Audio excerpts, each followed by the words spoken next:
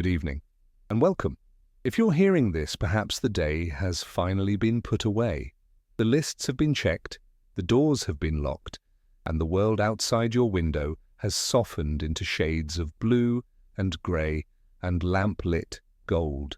This is a quiet time, a time for the body to settle into the support of the mattress, for the breath to find its own slow, tidal rhythm. There is nothing to do right now, nothing to solve. There is only this moment, here in the stillness and the gentle act of listening. Tonight, you are invited into an exploration, a thought experiment that asks for nothing but your quiet curiosity. There are no right answers here, no debates to win.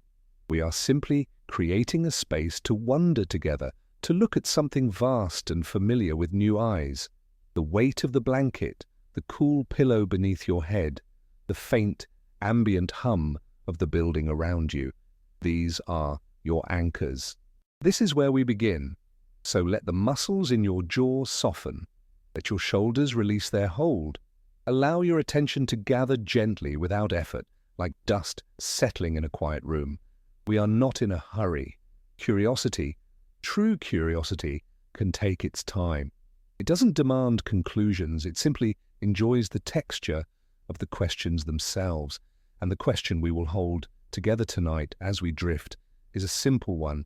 It's a question that has been asked in whispers by poets, in diagrams by scientists, and in myths by cultures stretching back into the mists of time.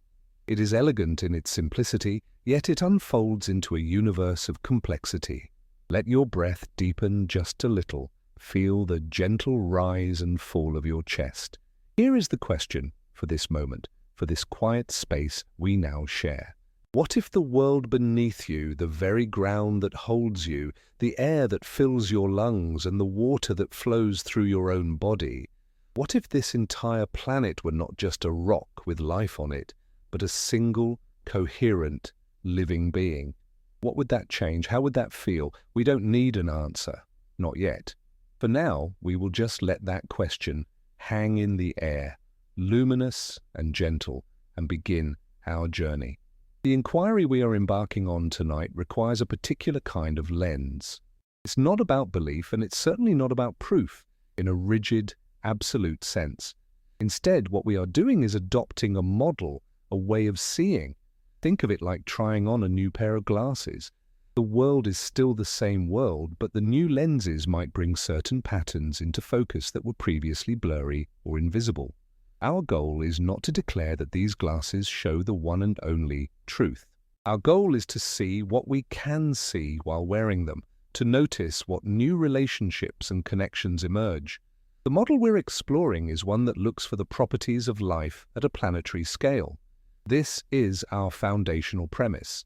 We are asking, if we were to treat the Earth as a single, integrated system, would it exhibit behaviors that are analogous to those we recognize in a living organism? Behaviors like self-regulation, like maintaining a stable internal environment, like responding to stress and adapting over time. This is a profound shift in perspective. The conventional view, and it's a powerful and useful one, sees Earth as an intricate physical and chemical stage upon which the drama of life unfolds. Life adapts to the planetary conditions it finds. In this view, the planet is the container, life is the content. Our lens tonight suggests a more intertwined relationship.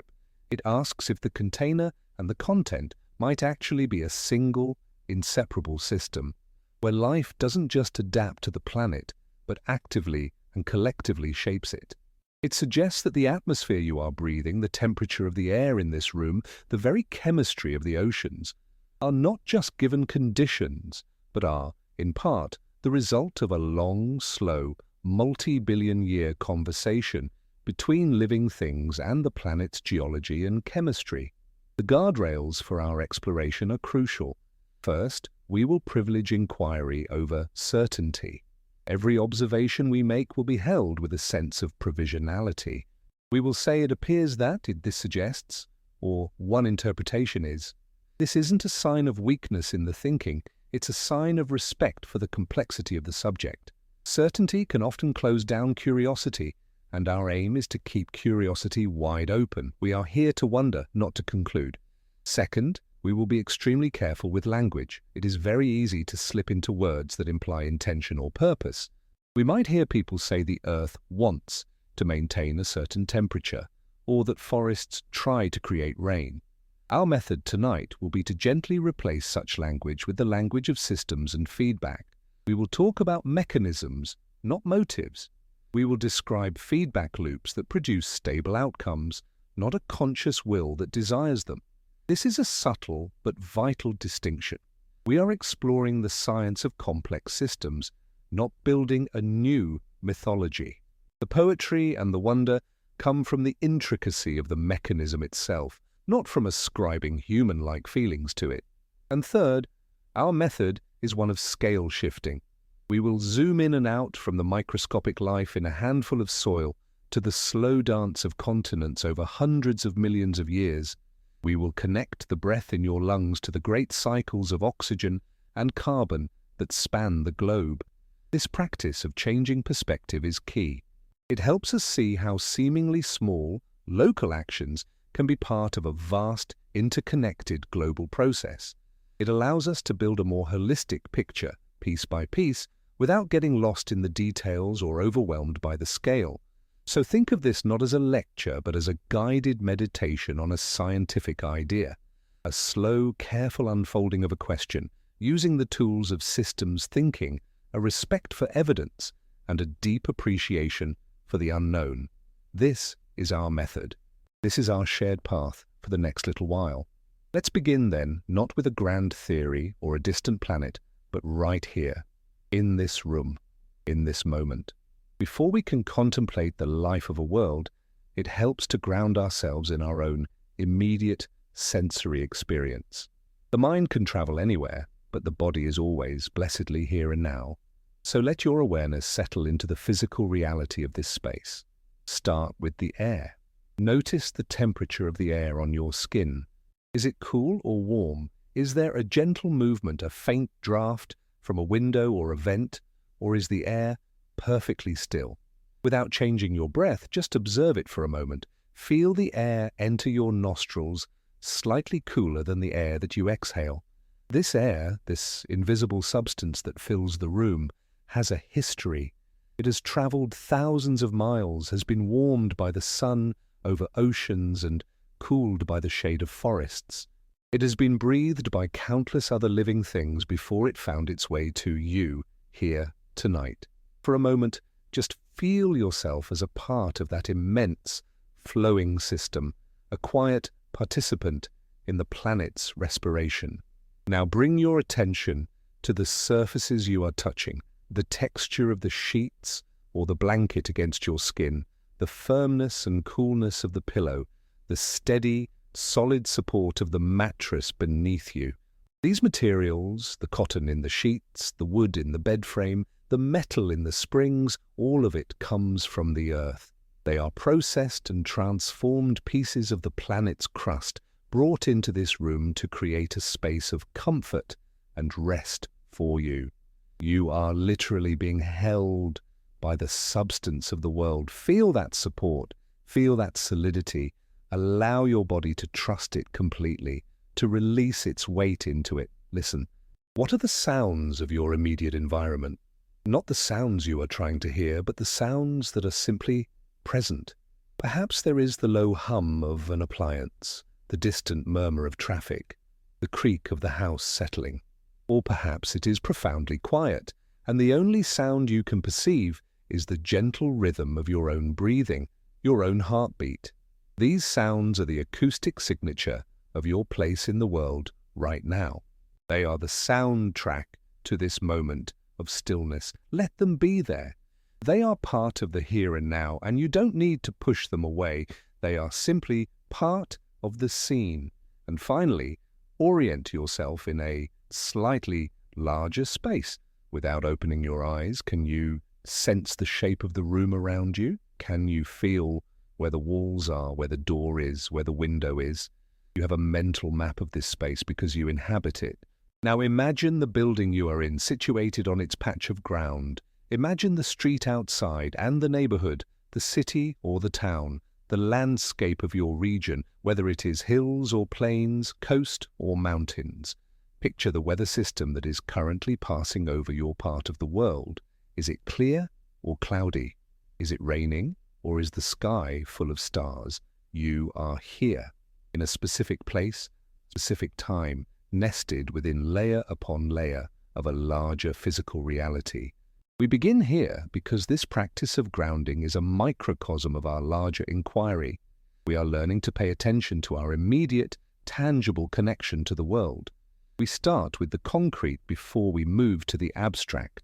We feel the air before we talk about the atmosphere. We feel the support of the bed before we talk about geology. We are placing ourselves consciously and gently within the system we are about to explore.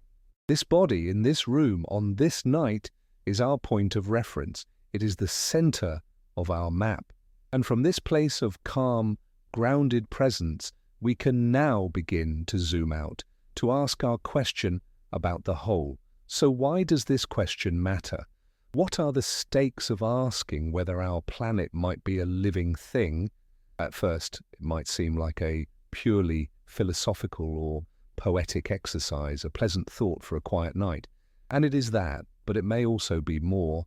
The way we frame our world, the story we tell ourselves about what it is and how it works, has profound consequences for how we live within it. The stakes are not about winning an argument, but about shifting a perspective, and that shift can echo from the most intimate personal choices to the grandest geological timescales. Let's begin at the human scale, the scale of our own lives and the lives of those we love. If you see the world as an inert collection of resources, a backdrop for human activity, then your relationship with it becomes primarily transactional. The Earth is a warehouse of materials and a receptacle for waste. In this model, problems like pollution or climate change are seen as technical issues, inefficiencies to be managed. They are glitches in the machine. We look for the right lever to pull, the right technology to invent to fix the problem and get the machine running smoothly again. There is a sense of separation of humans as managers or operators standing outside the system. But what if you adopt, even as a thought experiment, the lens of a living planet? The perspective shifts immediately. You are no longer an operator standing outside the machine. You are a cell within a larger body. Your breath is not just your own. It is a momentary participation in a planetary respiratory system. The water you drink is part of a global circulatory system. In this view, problems like pollution are not glitches in a machine, but symptoms of distress in a body, perhaps even an autoimmune response, where one part of the system begins to damage the whole. The question is no longer just, how do we fix it? But, what is this telling us about the health of the entire system, including ourselves? This framing invites a different kind of responsibility, one based on relationship and participation rather than just management and control. It changes the emotional texture of our connection to the world from one of ownership to one of belonging. Now let's zoom out to a much larger time scale beyond human history into deep geologic time. The stakes here become even more profound. The Earth has been around for about 4.5 billion years. Life has been present for at least 3.8 billion of those years. For nearly all of that immense span of time, our planet has maintained conditions remarkably suitable for life. It has not frozen solid into an ice ball like Mars, nor has it boiled away its oceans into a runaway greenhouse like Venus. This is a remarkable fact. The Sun has become significantly hotter over that time, yet the Earth's surface temperature has remained in a relatively narrow, life-friendly band. Why? The conventional explanation is that it's a series of fortunate chemical and physical coincidences, a lucky place in the solar system with a lucky set of geological processes that happened to keep things more or less in balance. And this may be true, but the living planet hypothesis offers another interpretation. It suggests this stability wasn't just a matter of luck. It suggests that life itself, from the earliest microbes to the vast forests and plankton blooms of today, became an active participant in regulating the planet's systems. It suggests that life collectively developed feedback mechanisms that helped stabilize the climate, regulate the chemistry of the atmosphere and oceans, and keep the planet habitable. The stakes of this interpretation are enormous. If it's true, it means that the habitability of our world is not a given, it is an emergent property of a complex, living system. It is something that has been built and maintained over geological time. And it implies that if you disrupt that living system profoundly enough, you risk dismantling the very regulatory mechanisms that have kept the planet stable for eons. The ground beneath our feet is not static. It is the product of an active, ongoing process. The air we breathe is not a given. It is a biological creation. Understanding this is the difference between being a tenant in a house you assume will always stand, and being a resident who understands that the house is a living thing that requires care to maintain its structural integrity. The stakes, then, are about understanding the true source of our world's resilience and the potential fragility that lies hidden beneath its apparent stability. As we begin to peel back the layers of this inquiry, a few specific threads start to emerge. Think of these as markers on our path, questions we can place gently to the side for now, with a promise that we will return to them. We don't need to resolve them tonight, but simply acknowledging them helps to shape the journey ahead. They are open loops designed to hold our curiosity. The first thread concerns the air itself. The atmosphere you are breathing right now is a peculiar and highly unlikely mixture of gases. It is about 21% oxygen, 78% nitrogen, with trace amounts of other things. From a purely chemical perspective, this is a bizarre and unstable combination. Oxygen is an incredibly reactive gas. It wants to combine with things, to rust metals, to fuel fires. A planet with so much free oxygen in its atmosphere is like a carefully managed bonfire. Purely chemical models of planetary atmospheres would not predict this. They would predict an atmosphere much closer to chemical equilibrium, something like Venus or Mars, dominated by carbon dioxide.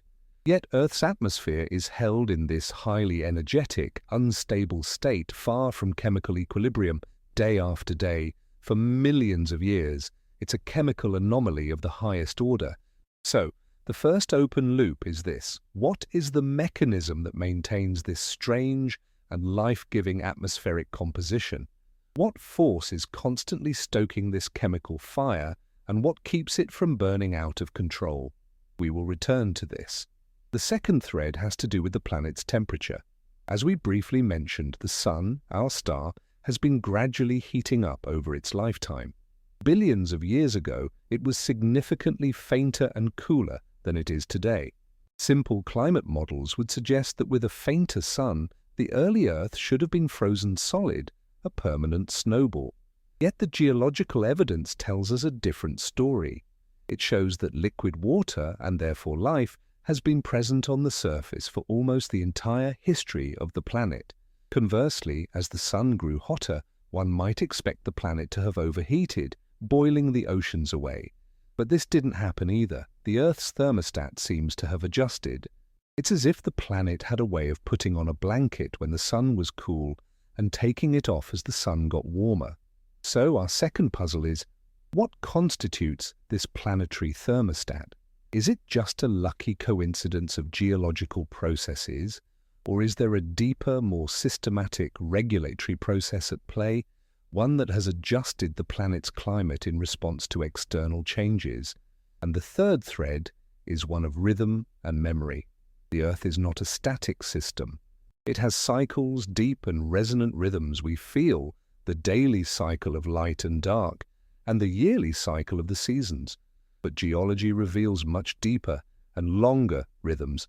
The slow, stately pulse of ice ages, for example, coming and going, with a remarkable regularity over the last million years, or the even slower dance of continents, assembling into great supercontinents and then breaking apart again. These rhythms suggest a system with a memory, a system that doesn't just react to the present moment but carries the echoes of its past. Where is this memory stored? How are these deep rhythms maintained? It hints that the planet is not just a collection of processes, but a system with a history that shapes its present and future behavior. So, these are our three initial open loops: the mystery of the air, the puzzle of the planetary thermostat, and the question of deep memory and rhythm. We place them here at the beginning of our journey as points on our map. We will circle back to each of them as we gather more evidence and build our understanding. For now, just let them rest in your mind as gentle notes of curiosity. To have a meaningful conversation about whether a planet could be considered a living being, we first need to agree on what we mean by life. This is a famously slippery concept, and scientists and philosophers have debated its definition for centuries. If you try to create a simple checklist, it moves, it breathes, it reproduces, you quickly find exceptions. A crystal grows, but we don't consider it alive. A mule is sterile, but it is certainly alive. For our purposes tonight, we won't get bogged down in a perfect, absolute definition. Instead, we will use a plain language working definition focused on systems and their behavior. This approach is less concerned with what something is made of and more concerned with what it does. Let's propose a working definition of life as a system that does three fundamental things. First, it is a self-bounded system. It has a clear inside and an outside. For a single cell, this is the cell membrane. For your body, it's your skin. It's a boundary that maintains a distinct internal environment, different from the world outside. Second, it has a metabolism. This is a fancy word for a simple idea. The system takes in energy and materials from its environment, uses them to build and maintain itself, and expels waste products. You do this every time you eat, drink, and breathe. A plant does it through photosynthesis. Metabolism is the engine of life, the process of continuous self-construction. Third, and perhaps most crucially for our inquiry, it exhibits homeostasis. This is another technical term for something you experience every moment. It means the system actively maintains a relatively stable internal state in the face of a changing external environment. Your own body is a masterpiece of homeostasis.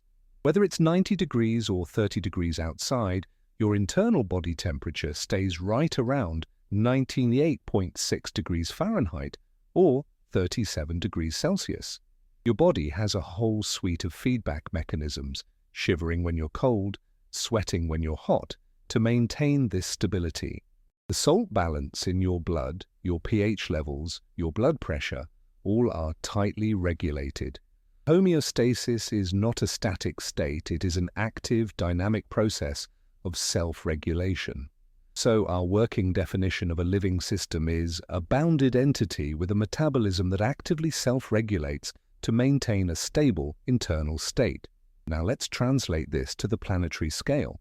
Our central question becomes, does the Earth as a whole system fit this definition? For the first point, being a self-bounded system, the Earth seems to qualify quite well. It has a very clear boundary, the edge of its atmosphere, where it meets the vacuum of space. Inside this boundary, there is a complex, interacting world. Outside, there is the harsh environment of radiation and extreme temperatures. The Earth clearly maintains a distinct internal environment. For the second point, metabolism, the analogy also holds up. The Earth has a planetary scale metabolism. Its primary energy source is the sun. Sunlight streams in, is captured by plants and algae through photosynthesis, and drives nearly all the planet's ecosystems.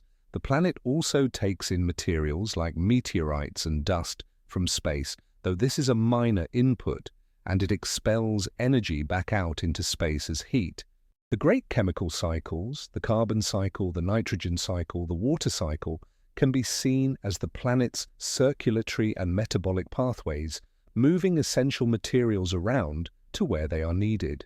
This brings us to the third and most contentious point, homeostasis. Does the Earth actively self-regulate? Does the global system as a whole have feedback mechanisms that work to maintain a stable environment suitable for life? This is the core of the Gaia hypothesis, as it was first proposed, and it is the heart of our inquiry tonight. The claim is not that the planet is conscious or trying to stay stable, The claim is that the complex web of interactions between life, the biosphere, the atmosphere, the oceans, the hydrosphere, and the rocks, the geosphere, creates a self-regulating system. The idea is that life doesn't just exist on Earth, it has co-evolved with Earth's systems to the point where they are inseparable, forming a single cybernetic system with its own homeostatic feedback loops. Our assumption for tonight is that this is a question worth exploring with an open mind. We will assume that looking for these feedback loops is a valid scientific endeavor. We are not assuming they exist.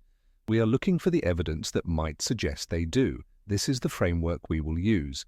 We will search for the planet's metabolism and, most importantly, its mechanisms of homeostasis. The idea that the Earth might be a single, living entity is not new. It is an ancient intuition found in countless cultures and mythologies that speak of Mother Earth or a world soul. But in the mid-20th century, this ancient idea began to find a new scientific language. This transition from myth to testable hypothesis is a fascinating story, and understanding a little of its background will help situate our exploration.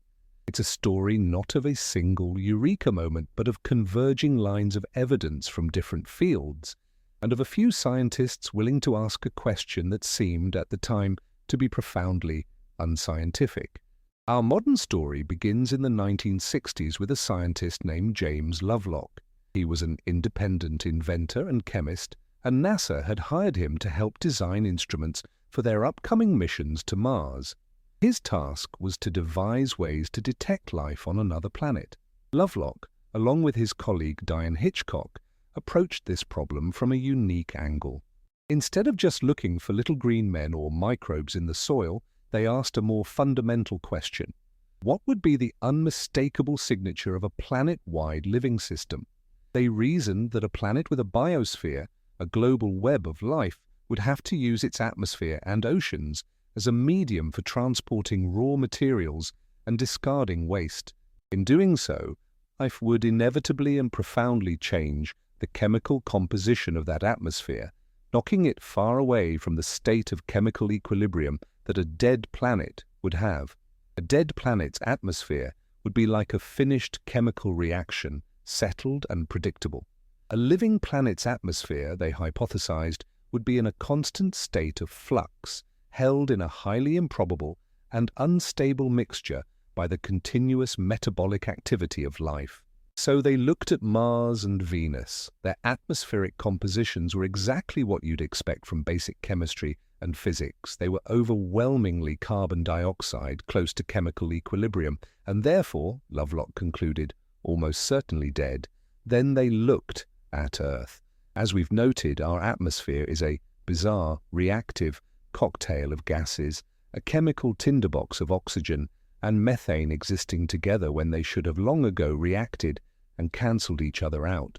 For Lovelock, this was the smoking gun. The Earth's atmosphere was so wildly out of equilibrium that its composition seemed to be actively maintained. It was, he suggested, the signature of a planetary-scale life form. Around the same time, a brilliant biologist named Lynn Margulis was revolutionizing our understanding of evolution at the microbial level. Her work showed that a major driving force of evolution wasn't just competition, but cooperation and symbiosis, the merging of different life forms to create a new, more complex whole. She showed, for example, that the complex cells that make up our bodies and all other animals and plants are the result of an ancient symbiotic fusion of different types of bacteria. Her work provided a crucial mechanism for Lovelock's grand vision. She saw that the vast interconnected network of microbial life, which had been running the planet for billions of years, was perfectly capable of creating the planet-wide regulatory systems Lovelock was proposing. The microbes, in her view, were the planet's unseen metabolic engine.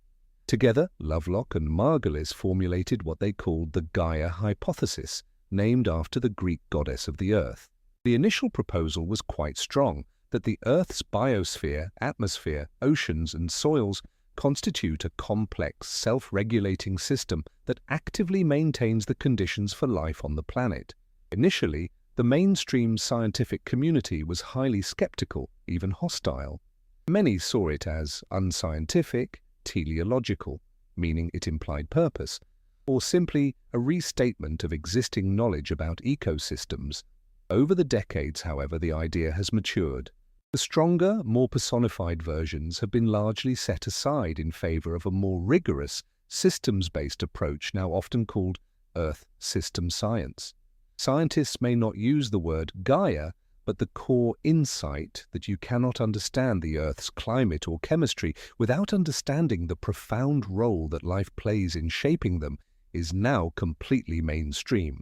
We now have entire fields dedicated to studying biogeochemical cycles, the intricate feedback loops that connect biology, geology, and chemistry. The debate has shifted from whether life affects the planet to how it does, how powerful these feedbacks are, and how stable they are in the face of human-caused disruption. So the background for our inquiry is this evolution from a startling, almost heretical hypothesis to a foundational principle of modern planetary science. We are walking a path that was cleared by these pioneers using their central question as our guide. Where is the evidence for planetary self-regulation? Let's begin our search for evidence at a scale we can all intuitively grasp. The human scale. We don't need to start with complex global chemistry. We can start with patterns we can see and feel in our own lives and local environments. These small-scale examples can serve as templates, helping us understand the logic of feedback systems before we zoom out to the entire planet. The core pattern we are looking for is example, mechanism, and implication. Consider a forest. We often think of a forest as a collection of individual trees that happen to be growing in the same place because the conditions, like rainfall and temperature, are right for them. This is the conventional view. The environment dictates where the forest can grow, but a deeper look reveals a more interesting story. The forest doesn't just adapt to its environment, it actively creates its own. Here's an example. A dense forest canopy is dark and cool. It creates a shaded, humid microclimate on the forest floor, which is very different from the bright, hot and dry conditions in an open field just a few feet away. This cool, humid environment is perfect for the germination of new saplings and for the fungi and microbes in the soil that support the tree's health. The trees create the conditions that favor the growth of more trees. This is a positive feedback loop, but it goes deeper. The trees in a forest, through a process called transpiration, release enormous quantities of water vapor into the air. A single large oak tree can release over 100 gallons of water on a hot day. When you have millions of trees doing this together, they act as a giant humidifier, pumping moisture into the atmosphere. This moisture then contributes to the formation of clouds directly over the forest. These clouds, in turn, reflect sunlight, keeping the forest cool, and they produce rain, providing the very water the trees need to survive. The forest generates its own rainfall, it creates its own weather.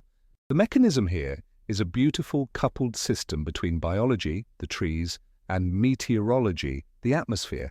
The life in the system, the forest, is not a passive recipient of the climate. It is an active architect of its climate.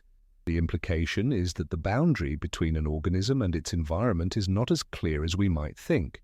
In a very real sense, the forest's environment includes the trees themselves and the air they have conditioned. They are part of a single, self-perpetuating and, to some extent, self-regulating system. If you cut down a large enough area of the forest, you can break this feedback loop. The region becomes hotter and drier, rainfall decreases, and the forest may not be able to grow back. The system has a tipping point. Let's take another example, this time from the soil beneath our feet. Healthy soil is not just dirt, not just crushed rock. It is a teeming, complex ecosystem, one of the most biodiverse habitats on Earth. A teaspoon of healthy soil contains billions of microbes and miles of fungal threads. This web of life performs critical functions. Earthworms and other creatures burrow through the soil, aerating it and creating channels for water. Fungi form vast networks that connect to the roots of plants, helping them access water and nutrients. Bacteria decompose dead organic matter, recycling nutrients and making them available for new life. The mechanism is a vast, decentralized collaboration. All these different organisms, each pursuing its own survival, collectively create a rich, fertile, stable medium that sustains the entire ecosystem above it. They build the soil's structure, regulate its chemistry, and manage its water retention. The implication, again, is that the system as a whole exhibits properties that no individual component possesses. The soil is not just a stage for life, it is a product of life. The fertility of the land is something that is actively built and maintained by a community of organisms. This community regulates its own environment, the soil, making it more resilient and productive. It is a small-scale example of homeostasis, maintaining a stable, life-friendly internal environment. These human-scale patterns, the forest that makes its own rain, and the soil that builds its own fertility, provide a crucial insight. They show us how feedback loops can create self-sustaining, self-regulating systems. They demonstrate that life is not just a passenger on a passive planet, but a powerful geological and meteorological force in its own right. So the question that emerges from these examples is this: if these kinds of regulatory feedbacks are happening at the local scale of a forest or a patch of soil, is it plausible that similar or even more complex feedback systems might be operating at the scale of the entire planet? Once we start to see these patterns of self-regulation at the local level, we can begin to test the boundaries of this idea. We can ask, where does this principle apply and where does it break down? What are the edge cases that challenge or refine our understanding? This process of stress testing our claims is essential. It keeps our inquiry grounded and prevents us from making overly broad generalizations.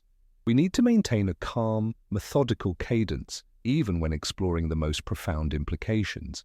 Let's return to our forest example. The feedback loop where a forest generates its own rain is powerful, but it's not foolproof. It has limits. For this mechanism to work, you need a large, contiguous area of forest. If the forest is fragmented into small, isolated patches, the effect is diminished.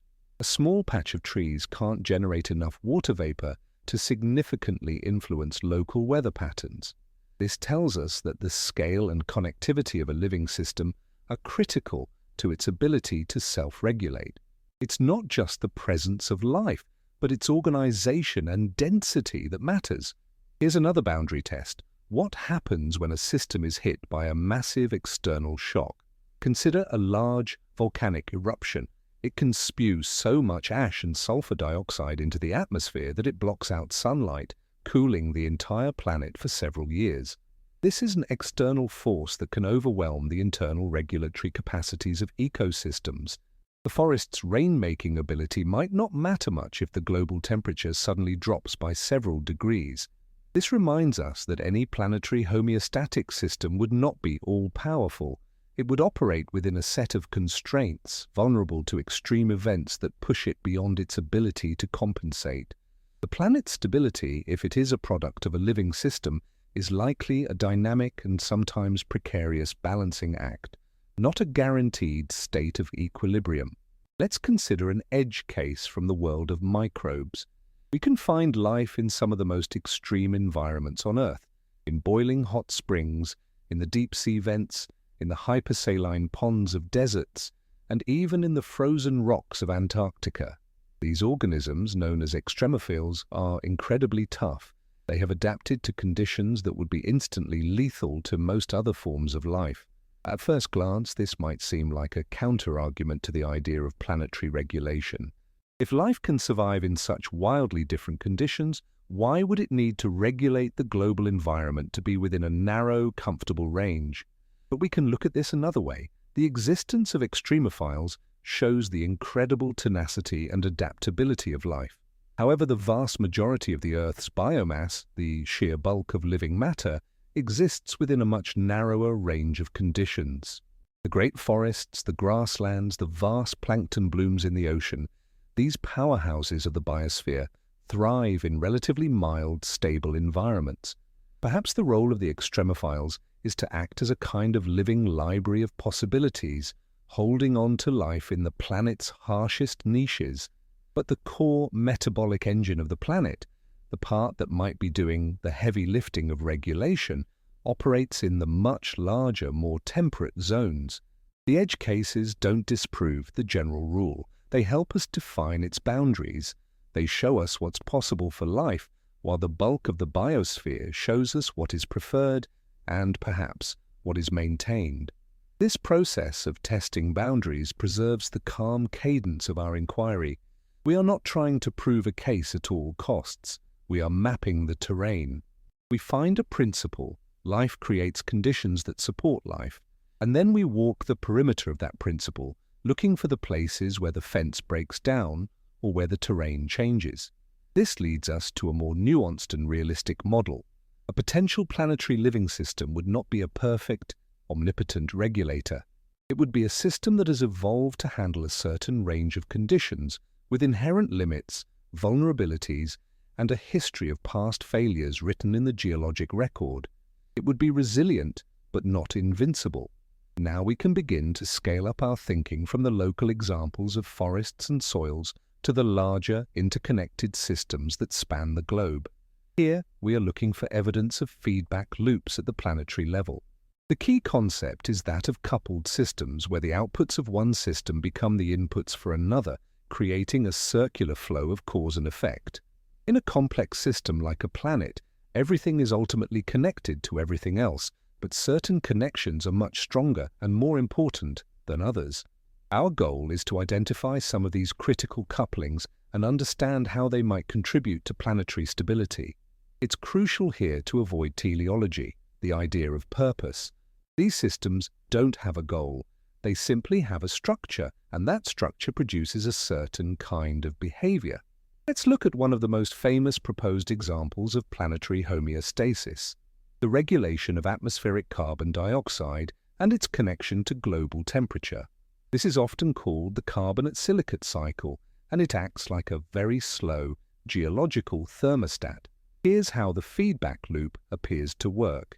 Carbon dioxide, CO2, in the atmosphere dissolves in rainwater, forming a weak acid called carbonic acid. This slightly acidic rain falls on the land, and it slowly, chemically weathers silicate rocks, the most common type of rock on the Earth's continents. This weathering process releases calcium and other ions, which are then washed by rivers into the ocean. In the ocean, tiny marine organisms like plankton take these dissolved substances and use them to build their shells, which are made of calcium carbonate. When these organisms die, their shells sink to the ocean floor, forming layers of sediment. Over millions of years, this sediment gets buried and turns into carbonate rocks like limestone. This process effectively takes CO2 out of the atmosphere and locks it away in the planet's crust. Now here is where the feedback comes in. The rate of that chemical weathering of rocks on land is sensitive to temperature. When the planet gets warmer, chemical reactions speed up. There's also more evaporation and therefore more rainfall. So a warmer planet leads to more weathering. More weathering pulls more CO2 out of the atmosphere. And since CO2 is a greenhouse gas, pulling it out of the atmosphere causes the planet to cool down. This is a negative feedback loop. If the planet gets too hot, this process speeds up and cools it down. What if the planet gets too cold? The loop works in reverse. If the planet cools down, chemical weathering slows down. Less CO2 is pulled from the atmosphere. Meanwhile, volcanoes, which are part of the Earth's own geological cycle, are constantly releasing CO2 into the atmosphere. With the removal process slowed down, the volcanic CO2 builds up. The increased concentration of this greenhouse gas then warms the planet back up. This is the other half of the thermostat. If the planet gets too cold, this process slows down, allowing CO2 to build up and warm it back up. Notice the beauty of this mechanism. It couples the climate system, temperature, rainfall, with the geological system, rock weathering, volcanism, and the biological system, the organisms in the ocean that make shells. life plays an essential role here. While the weathering itself is a chemical process, the biological process of forming shells and sequestering the carbon in the deep ocean dramatically speeds up the removal of carbon from the system. Life acts as a catalyst in this global thermostat. This system is not trying to do anything. It doesn't have a mind. It's just a set of coupled chemical, physical, and biological processes. A warmer temperature causes a faster reaction, which causes cooling. A cooler temperature causes a slower reaction, which causes warming. The result is a system that tends to regulate itself to stay within a certain temperature range over geological timescales. It is a powerful example of the kind of planetary-scale homeostasis we are looking for. When we start to think in terms of these large-scale feedback models, we inevitably have to consider their second-order effects. A system as complex as a planet doesn't just have simple, linear chains of cause and effect. The output of one feedback loop can ripple through the entire system, creating consequences that are not immediately obvious. This is where the true complexity and sometimes the surprising behavior of these systems emerge. Exploring these if-then chains helps us appreciate the intricate web of connections that might be contributing to the planet's stability. Let's revisit our planetary thermostat, the carbonate-silicate cycle. We saw how it creates a negative feedback loop that helps stabilize the Earth's temperature over millions of years. But what are the implications of this? One second-order effect is that the existence of this thermostat makes the planet more resilient to external shocks. For example, if a massive asteroid impact were to throw huge amounts of dust and debris into the atmosphere, blocking sunlight and causing a sudden global cooling, an impact winter, the thermostat would respond. The cooling would drastically slow down the weathering of rocks, reducing the removal of CO2 from the atmosphere. Meanwhile, volcanoes would continue their slow, steady outgassing. Over thousands to millions of years, CO2 would build up, warming the planet and eventually pulling it out of the deep freeze. The feedback loop acts as a recovery mechanism. Another implication is related to the role of life in this cycle. We mentioned that marine organisms dramatically accelerate the process of locking carbon away in ocean sediments. If there were a massive extinction event in the oceans that wiped out these shell-making organisms, the thermostat would become much less efficient. The planet's ability to cool itself down by drawing down CO2 would be severely impaired. This means that the health and diversity of the biosphere are directly linked to the stability of the climate system. A less vibrant, less diverse biosphere could lead to a more volatile and less regulated planet. The system's sensitivity is not just a matter of physics and chemistry, it is tied to the robustness of its biological components. There is no intent here, it is simply a structural consequence. If you remove a key gear from a machine, the machine no longer functions as it did. Let's consider another feedback system, the one that regulates oxygen. As we noted earlier, the high concentration of oxygen in our atmosphere is a profound chemical anomaly. It is produced almost entirely by photosynthesis, but what keeps it stable at around 21%? Why doesn't it go up to 30% or down to 15%? It turns out there are feedback loops here as well. One of the most important involves fire. The probability of forests catching fire is highly sensitive to the concentration of oxygen in the atmosphere. Even a small increase, say to 25%, would make forests so flammable that they would be consumed by continent-spanning wildfires. This mass burning would, in turn, consume a great deal of oxygen and release a lot of carbon dioxide, reducing the oxygen concentration back down. This is a negative feedback loop. Too much oxygen leads to fires, which reduce the oxygen. Conversely, if oxygen levels were to drop too low, say below 15%, fires would not be able to burn at all. This would allow more dead organic matter to be buried without being burned or decomposed, and over geological time, this burial of carbon leads to a net increase in free oxygen in the atmosphere. So, if oxygen gets too low, the burial of carbon increases, which raises the oxygen. The implication of this fire-based regulation system is fascinating. It suggests that the breathable air we depend on is maintained within a narrow window by a dynamic balance between life's productivity, making oxygen, and the physics of combustion. It's another example of a coupled system where biology and physics interact to create a stable, regulated outcome. It shows a planet with a system that is sensitive to its own composition, with mechanisms that prevent it from straying too far from a set point. It's another piece of evidence for a kind of planetary homeostasis, operating without any foresight or intention, emerging simply from the interaction of its parts. As we pause for a moment in this exploration, it's a good time to bring our awareness back from these vast planetary systems to the immediate personal space you inhabit right now. The journey we are on is a quiet and internal one, but it is also a shared one. In this moment, there are others, in different rooms, in different time zones, listening to these same words, contemplating these same ideas. We are a temporary community, connected by a thread of shared curiosity. So I invite you to take a gentle check-in. Notice again the room you are in. Is it dark, or is there a soft light from a window or a lamp? What time is it where you are? Are you at the beginning of your night's rest, or perhaps listening in the quiet pre-dawn hours?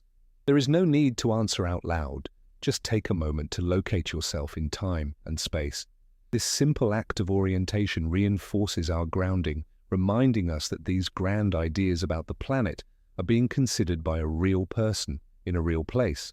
You are a part of this exploration, and your attention, your quiet contemplation, is what gives it life. If this journey is resonating with you, if it is providing a space of calm and wonder, you might consider letting others know about it.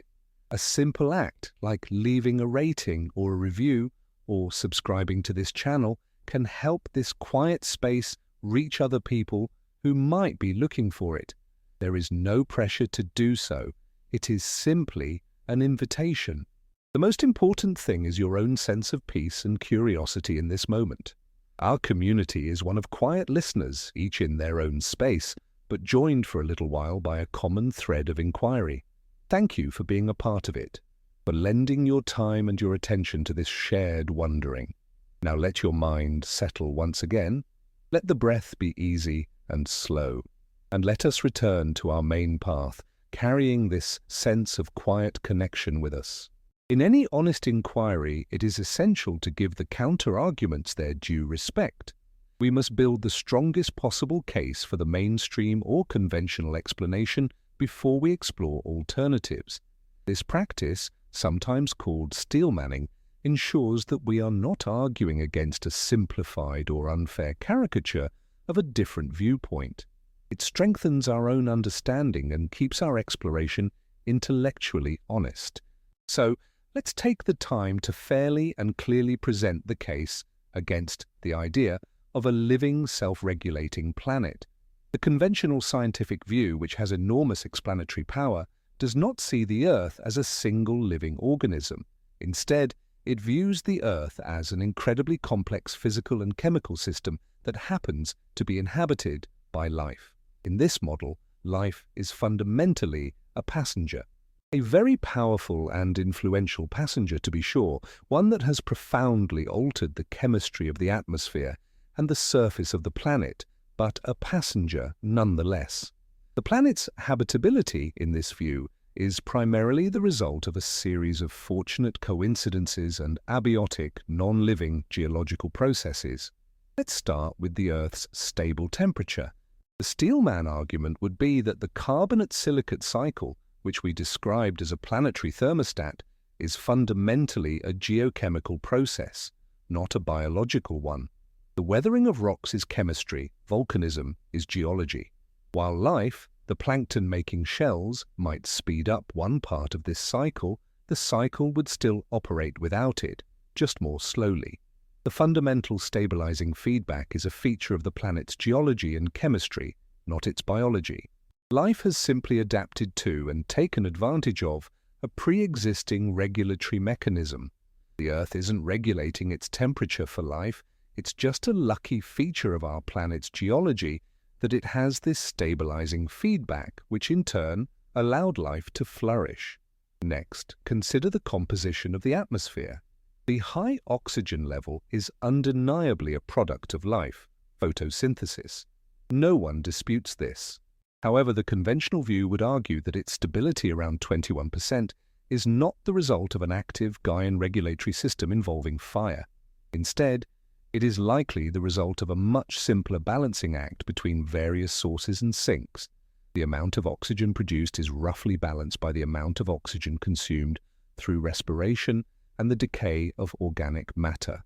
The numbers just happen to work out to produce a concentration around 21% at this particular point in the planet's history. It might have been different in the past and could be different in the future. There is no need to invoke a complex homeostatic system to explain this balance. It's just the brute force arithmetic of global biogeochemical cycles. What about the overall persistence of life for billions of years? The mainstream view would attribute this to two main factors: luck and the incredible adaptability of life itself. The Earth was lucky in its placement in the solar system, the Goldilocks zone where water can exist as a liquid. It was lucky to have a large moon to stabilize its axis. It was lucky to have plate tectonics, which drives many of the geological cycles that are crucial for long-term stability. Given these fortunate starting conditions, life, once it got started, proved to be incredibly resilient. It has survived massive asteroid impacts, colossal volcanic eruptions, and dramatic shifts in climate. But this is seen as a testament to the power of natural selection and adaptation, not as evidence that life somehow controls the planet. Life doesn't prevent disasters, it just gets very good at surviving them and bouncing back afterward. The planet is a chaotic and often violent place, and life just clings on.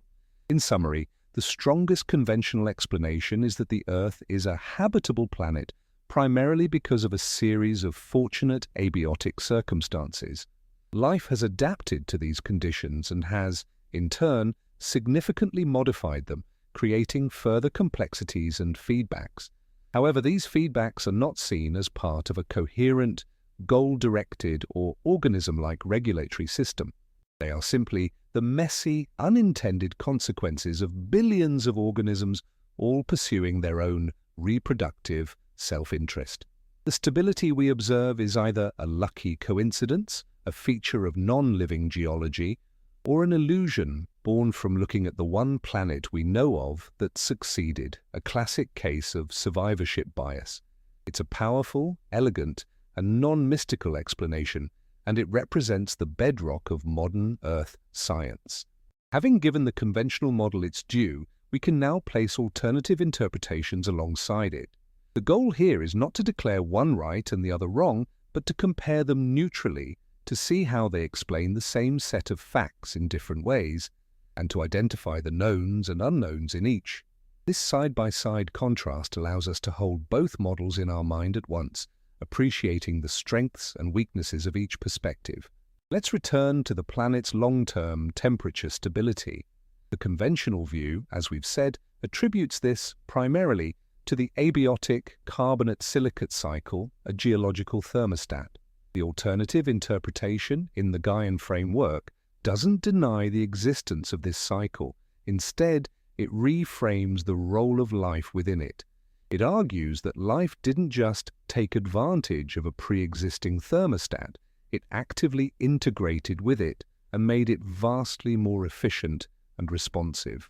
The evolution of organisms that create calcium carbonate shells was a biological innovation that fundamentally changed the dynamics of the global carbon cycle. It's like the difference between a house that happens to have thick stone walls that passively buffer temperature changes and a house that has an active, smart thermostat connected to a furnace and air conditioner. Both result in a more stable temperature, but the second one is a system of active regulation. The unknown here is one of degree. Just how critical is the biological component? If we were to magically remove all shell-making life from the oceans, how much less stable would the climate become? Our models can give us estimates, but it remains a significant uncertainty. Now let's consider the atmospheric oxygen puzzle. The conventional view sees the current 21% level as a happy accident of balanced sources and sinks. The alternative view suggests it is an actively regulated state, possibly maintained by feedbacks involving fire and the burial of carbon. The key difference here is in how they interpret stability. Is the stability a passive consequence of a balanced budget, like a bathtub, where the inflow from the faucet happens to exactly match the outflow from the drain? Or is it an active, regulated stability, like a bathtub, where a float valve actively adjusts the inflow to keep the water level constant, even if the drain clogs a little? The conventional model favors the passive balance. The Gaian model favors active regulation.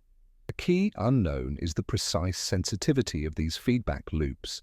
We know that higher oxygen makes things more flammable, but are the feedbacks strong enough and fast enough to act as a tight regulatory mechanism over geological time?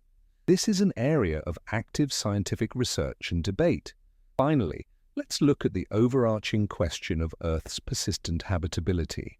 The conventional model relies on a combination of good luck and the sheer toughness of life. The alternative interpretation suggests something more.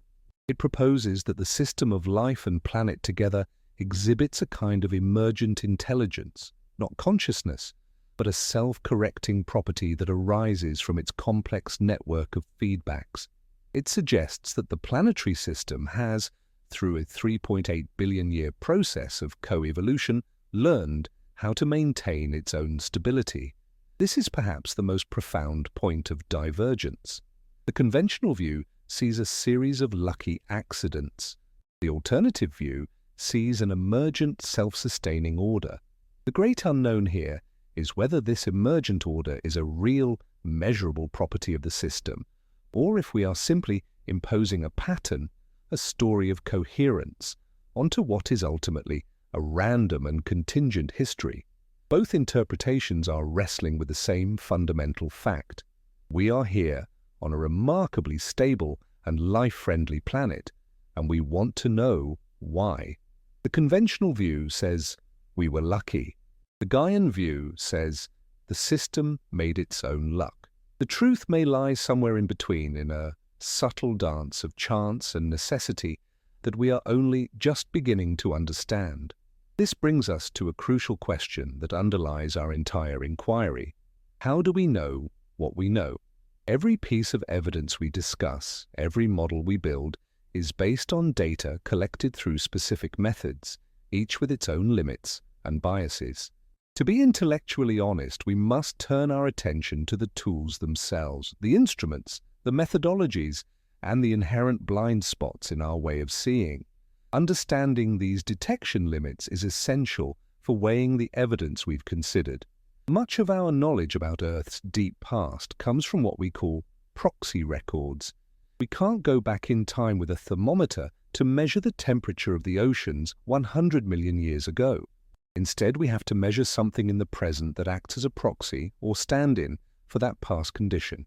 A classic example is the analysis of ice cores drilled from the great ice sheets of Antarctica and Greenland. These cores contain tiny bubbles of ancient atmosphere trapped as the snow fell and compressed into ice. By analyzing the gas in these bubbles, we can directly measure the concentration of CO2 and other greenhouse gases going back hundreds of thousands of years. We can also analyze the isotopes of oxygen in the ice itself, which gives us a very good proxy for the local temperature at the time the snow fell. This is an incredibly powerful tool. It has given us a high-resolution picture of the planet's climate swinging in and out of ice ages, but it has limits. The oldest ice we can drill is about 800,000 years old in Antarctica and a bit over 100,000 years in Greenland. To go back further, into the deep time of millions or billions of years, we have to use other proxies, like the chemical composition of sediments on the ocean floor or the types of fossils found in different rock layers. These proxies are generally less precise and give us a much fuzzier, lower-resolution picture of the past. Our knowledge of the ancient Earth is like a photograph that gets progressively more blurry the further back in time we look. Another major challenge is survivorship bias. We are studying a planet that succeeded. The Earth is our one and only example of a planet that has sustained life for billions of years. We don't have a collection of failed Earths to compare it with. We don't know how many other planets in the galaxy might have had life start, only to see it extinguished by a runaway greenhouse effect or some other planetary catastrophe. Because we only see the winner, we might be systematically overestimating the odds of success. The fact that Earth's systems look stable and well-regulated might just be an artifact of the fact that if they hadn't been, we wouldn't be here to study them. It's a profound philosophical and methodological problem. How do you draw general conclusions about planetary habitability from a single data point? This forces us to be humble in our claims. When we see evidence of a feedback loop that appears to be stabilizing, like the carbonate silicate thermostat, we have to ask, is this a fundamental feature of Earth-like planets, or is it a rare quirk of our own world, one of the many lucky breaks that allowed us to win the planetary lottery? We can build models of other planets, but these are just simulations. Without more data from other worlds, we are forever looking at the universe through a keyhole.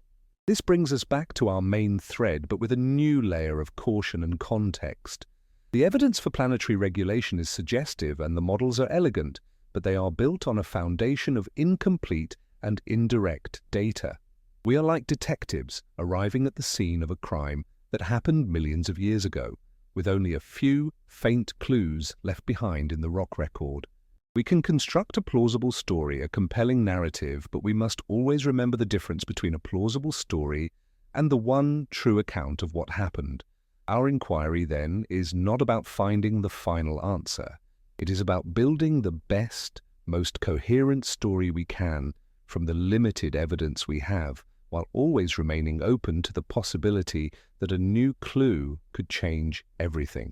As we delve deeper into this topic, it becomes clear that the very words we use can shape our thinking in powerful and sometimes misleading ways. The language we choose is not just a neutral container for facts. It is a framing device. It highlights certain aspects of reality and hides others. A core part of our methodical inquiry, then, is to become more conscious of our language, especially when we talk about complex systems like a planet. We need to be careful with our metaphors and our verbs, ensuring they clarify rather than obscure. One of the most common linguistic traps is anthropomorphism, ascribing human qualities like intention, purpose, or consciousness to non-human entities. We saw this earlier with phrases like, "the earth wants," or "the forest tries." This is a natural human tendency. We are social beings and our brains are wired to see agency and intention everywhere. It helps us navigate our social world. But when we apply it to a planetary system, it can lead us astray. It can make us think that planetary regulation requires some kind of centralized conscious control, a mind of the planet. The framework we are exploring tonight suggests that this is not necessary. The self-regulating properties we are discussing can emerge from the interactions of millions of non-conscious components. A thermostat doesn't want to keep the room at 70 degrees. It is simply a mechanical device built with a feedback loop, a bimetallic strip that bends with temperature, opening or closing a circuit. The goal of maintaining a stable temperature is an emergent property of its structure, not a conscious desire. Our task is to replace anthropomorphic verbs with the language of mechanism. Instead of life created an oxygen-rich atmosphere in order to enable the evolution of animals, we can say the evolution of photosynthesis produced oxygen as a waste product, which created a new environmental condition that in turn allowed for the evolution of oxygen-breathing animals. The outcome is the same, but the second phrasing describes a sequence of events and consequences, not a premeditated plan. Another area where we must be cautious is with our metaphors. Metaphors are essential tools for understanding. Calling the Earth a living organism is itself a powerful metaphor, but we must always remember the limits of any metaphor. An analogy is not an identity. The Earth is like an organism in that it exhibits homeostasis and metabolism, but it is unlike an organism in many other ways. It does not reproduce in the same way. It does not have a distinct genetic code passed down through generations in the way an individual organism does. It doesn't have a centralized nervous system. If we cling too tightly to the metaphor, we can be led to ask the wrong questions. For example, people sometimes ask, if the Earth is an organism, are humans a cancer? This is a very emotionally charged and ultimately unhelpful framing. It's a category error born from stretching the metaphor too far. A more useful, systems-based question would be, is the current human industrial system creating positive feedback loops that are destabilizing the larger planetary system?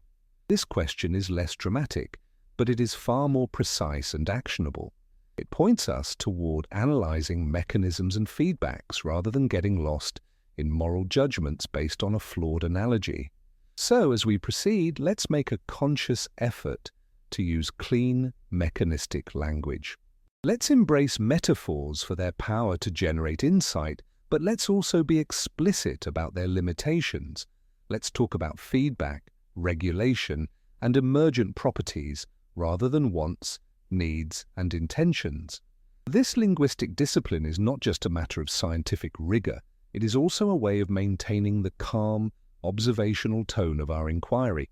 It keeps us focused on the wonder of the system itself, the intricate, non-conscious dance of chemistry, physics, and biology that has produced this remarkably stable world. The magic is in the mechanism, not in the mystique. Now let's make this more concrete. Let's take the principles we've discussed and apply them in a stepwise walkthrough. Imagine you are observing a system and trying to determine if it shows signs of self-regulation at the human scale, using the logic we developed in our first evidence track. This will be a thought experiment told in the second person to help you internalize the process. Imagine you are standing at the edge of a large, shallow pond on a bright, sunny day. The water is teeming with life, particularly a thick, green mat of algae floating on the surface. You decide to watch this simple ecosystem for a few days, applying our framework of example, mechanism, and implication. Your first step is to observe a pattern. You notice that during the hottest part of the day, when the sun is beating down, the algal mat seems to get thicker and greener. As the sun gets stronger, the algae grows faster. This makes intuitive sense. The algae is a plant, and it uses sunlight for photosynthesis. This is a simple, direct cause and effect. Hot, sunny conditions lead to more algae, but then you notice something else. You have a thermometer, and you measure the temperature of the water just beneath the algal mat. You compare it to the temperature of the water in a nearby part of the pond that is clear of algae. You discover that the water under the algae is significantly cooler. The dense green mat is acting like a sunshade, blocking the sunlight from penetrating deeper into the water and heating it up. Here you have the beginning of a potential feedback loop. Step 2 is to trace the mechanism. The chain of causality looks like this. Sunlight encourages the growth of algae. The growth of algae creates a thicker mat on the surface. A thicker mat on the surface blocks more sunlight. The blocking of sunlight cools the water beneath.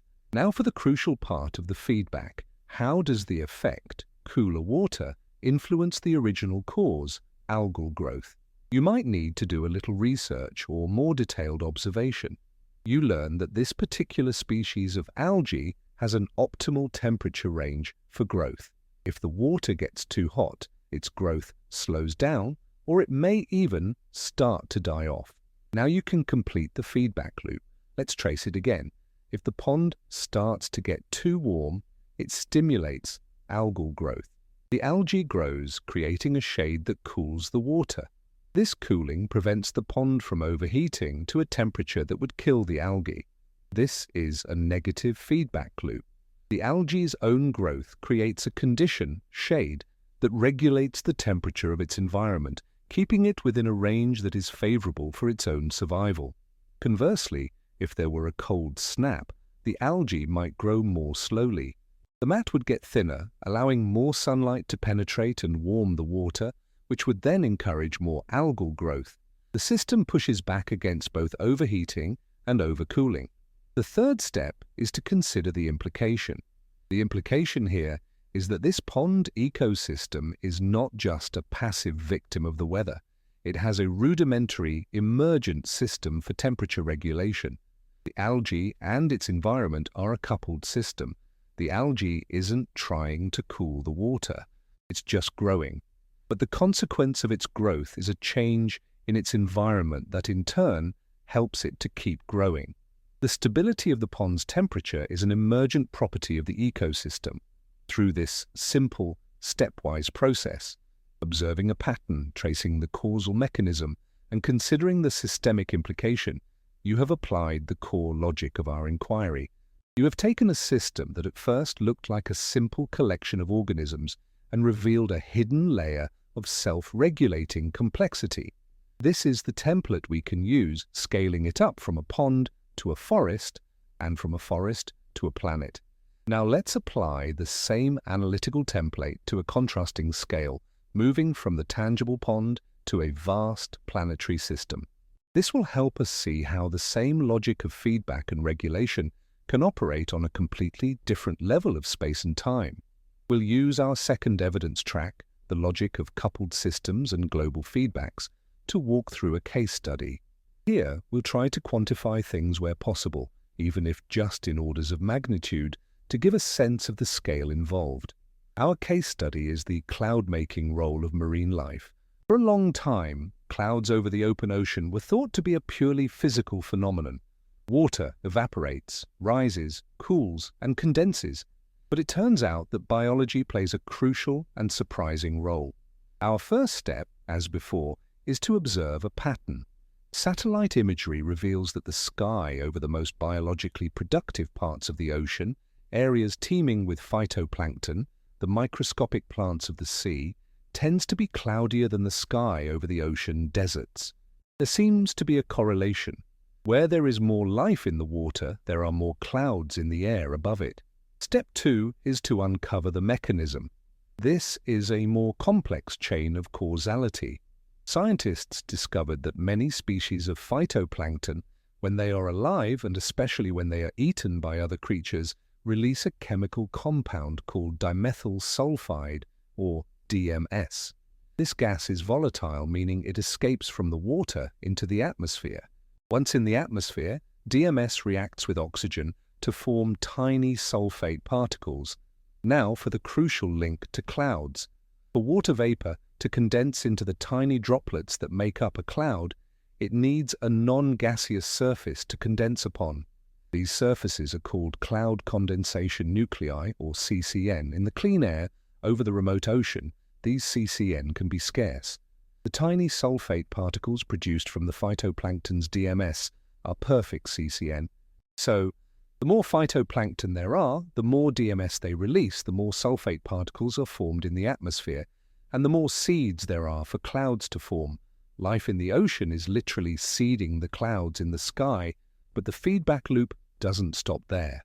More clouds mean a whiter, more reflective planet. Clouds have a high albedo, which means they reflect a lot of incoming sunlight back into space. So, the clouds created by the phytoplankton have a cooling effect on the ocean surface below. Now, we can complete the feedback loop. How does the effect, a cooler ocean surface, influence the original cause, the growth of phytoplankton?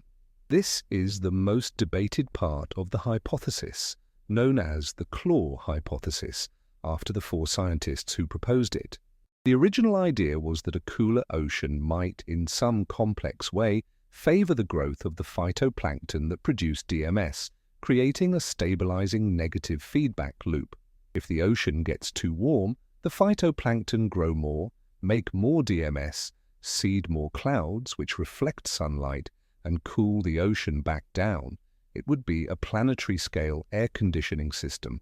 The third step is to consider the implications and the numbers. The amount of sulfur that marine life pumps into the atmosphere as DMS is immense. We're talking tens of millions of tons per year. It is a major component of the global sulfur cycle. Models suggest that this biological cloud seeding mechanism has a significant impact on the Earth's overall energy balance. Without it, the planet would be noticeably warmer. However, subsequent research has shown that the feedback part of the loop is more complex and perhaps weaker than originally proposed. It may not be a tightly regulating thermostat, but the core mechanism is not in doubt. Life in the ocean profoundly influences cloud cover and therefore the planet's climate. This case study, a direct contrast in scale to our pond, shows the power of the systems thinking approach. It connects the microscopic life in a drop of seawater to the continent-sized cloud formations that shape the global climate. It demonstrates a profound coupling between the biosphere and the atmosphere. And it highlights the process of scientific inquiry itself. An elegant hypothesis is proposed, it stimulates research, and our understanding becomes more nuanced and detailed over time. Whether it is a perfect thermostat or not, it is undeniable evidence that life is not just a passive passenger. It is in the driver's seat, shaping the very climate it inhabits. Let's zoom out to the largest possible scale of physical interaction, the gravitational dance between the Earth and its moon.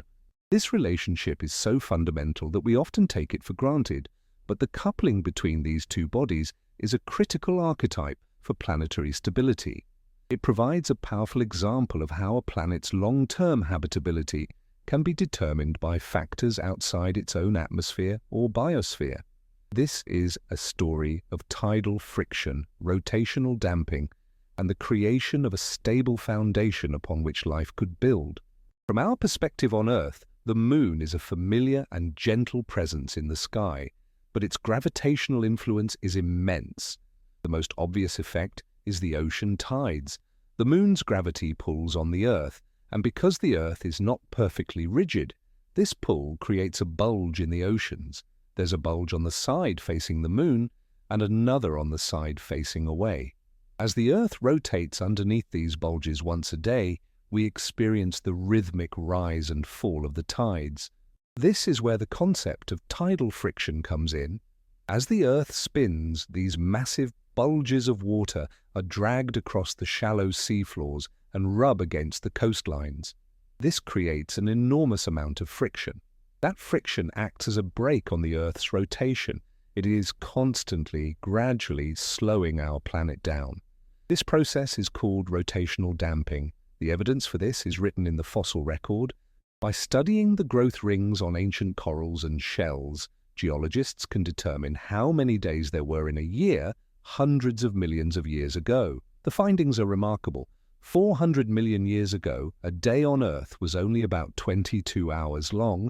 The year had over 400 days. The moon was closer to the Earth, and the planet was spinning much faster. Over the eons, the tidal friction generated by the moon's gravity has acted as this relentless brake, slowing our day down to the familiar 24 hours we have now.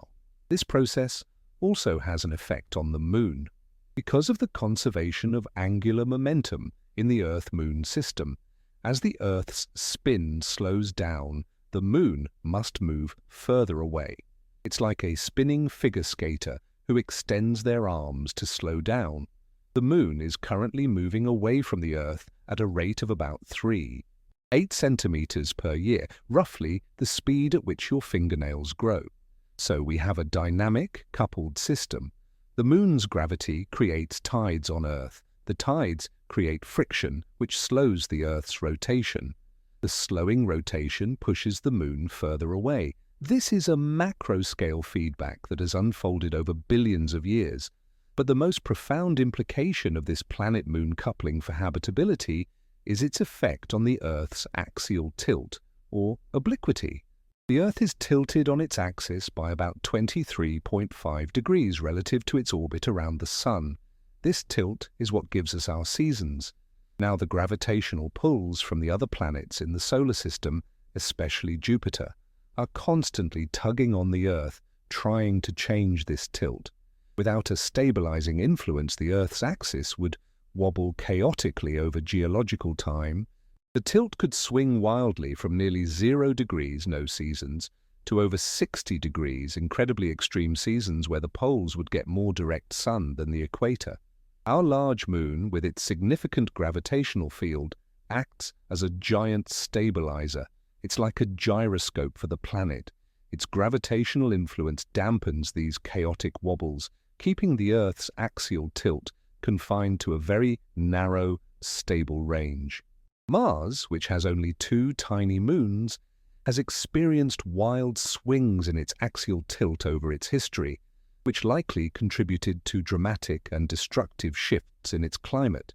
The presence of our large moon, therefore, has provided the Earth with a long-term climatic stability that it would not otherwise have had. It has kept the seasons predictable over geological timescales. This stable, predictable framework of seasons is a fundamental precondition for the evolution of complex life, like forests and land animals, which are adapted to these regular rhythms. This planet-moon coupling is a perfect archetype of how an external architectural feature can create the stable foundation upon which a complex internal system, like a biosphere, can be built. The consequences of this planetary-scale coupling for habitability are difficult to overstate. It's about translating these abstract astronomical and geological forces, tidal friction, axial tilt, into the lived reality of time and stability on the planet's surface. Let's trace these implications from the macro to the micro, from the orbital dance to the rhythm of life. The first major consequence is the creation of predictable, long-term climate zones. Because the Moon stabilizes the Earth's tilt, the tropics have remained the tropics, the temperate zones have remained temperate, and the poles have remained polar for hundreds of millions of years. This long-term stability is crucial.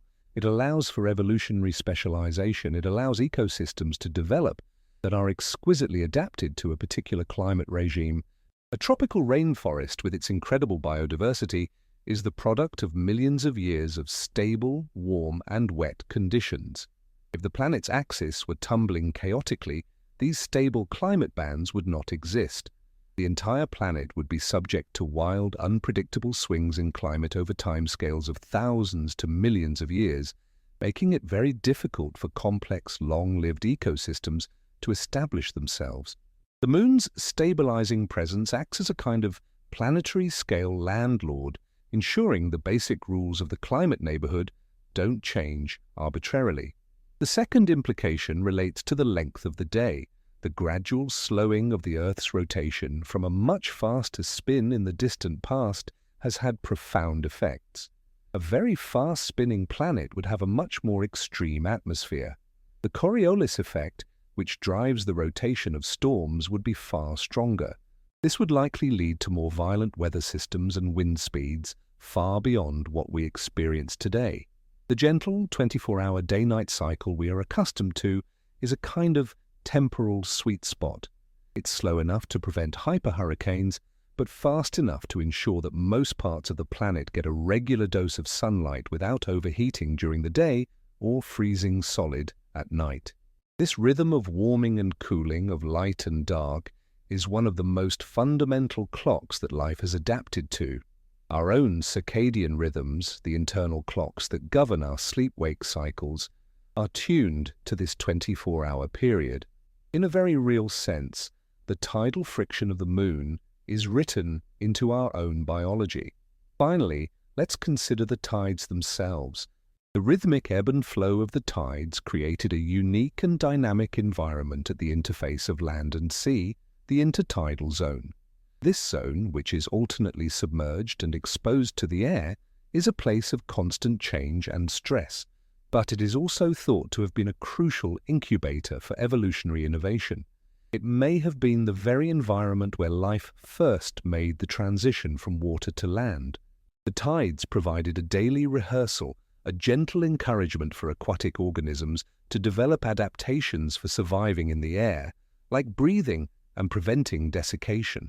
This rhythmic pulse of the ocean, driven by the Moon, may have been one of the engines that drove the expansion of life onto the continents.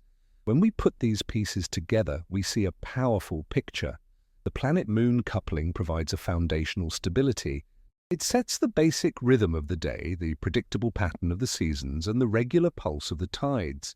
This stable, rhythmic framework is the stage upon which the drama of life could unfold its complexity. It doesn't mean life wouldn't exist without a large moon, but it would likely be very different and perhaps much simpler.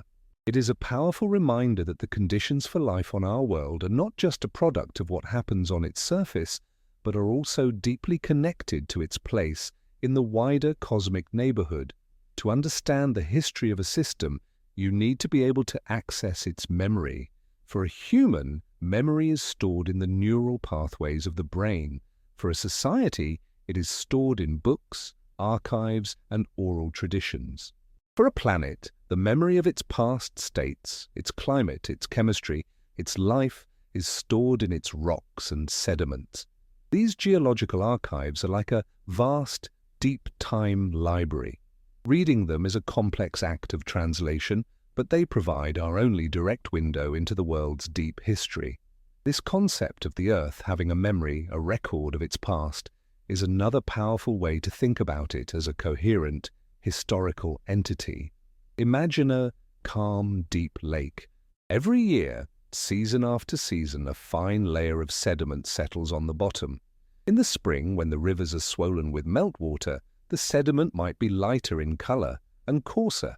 In the winter, when the lake is frozen over, the sediment might be darker and finer, composed mostly of organic matter. Over thousands of years, this process builds up a record, a stack of distinct layers called varves.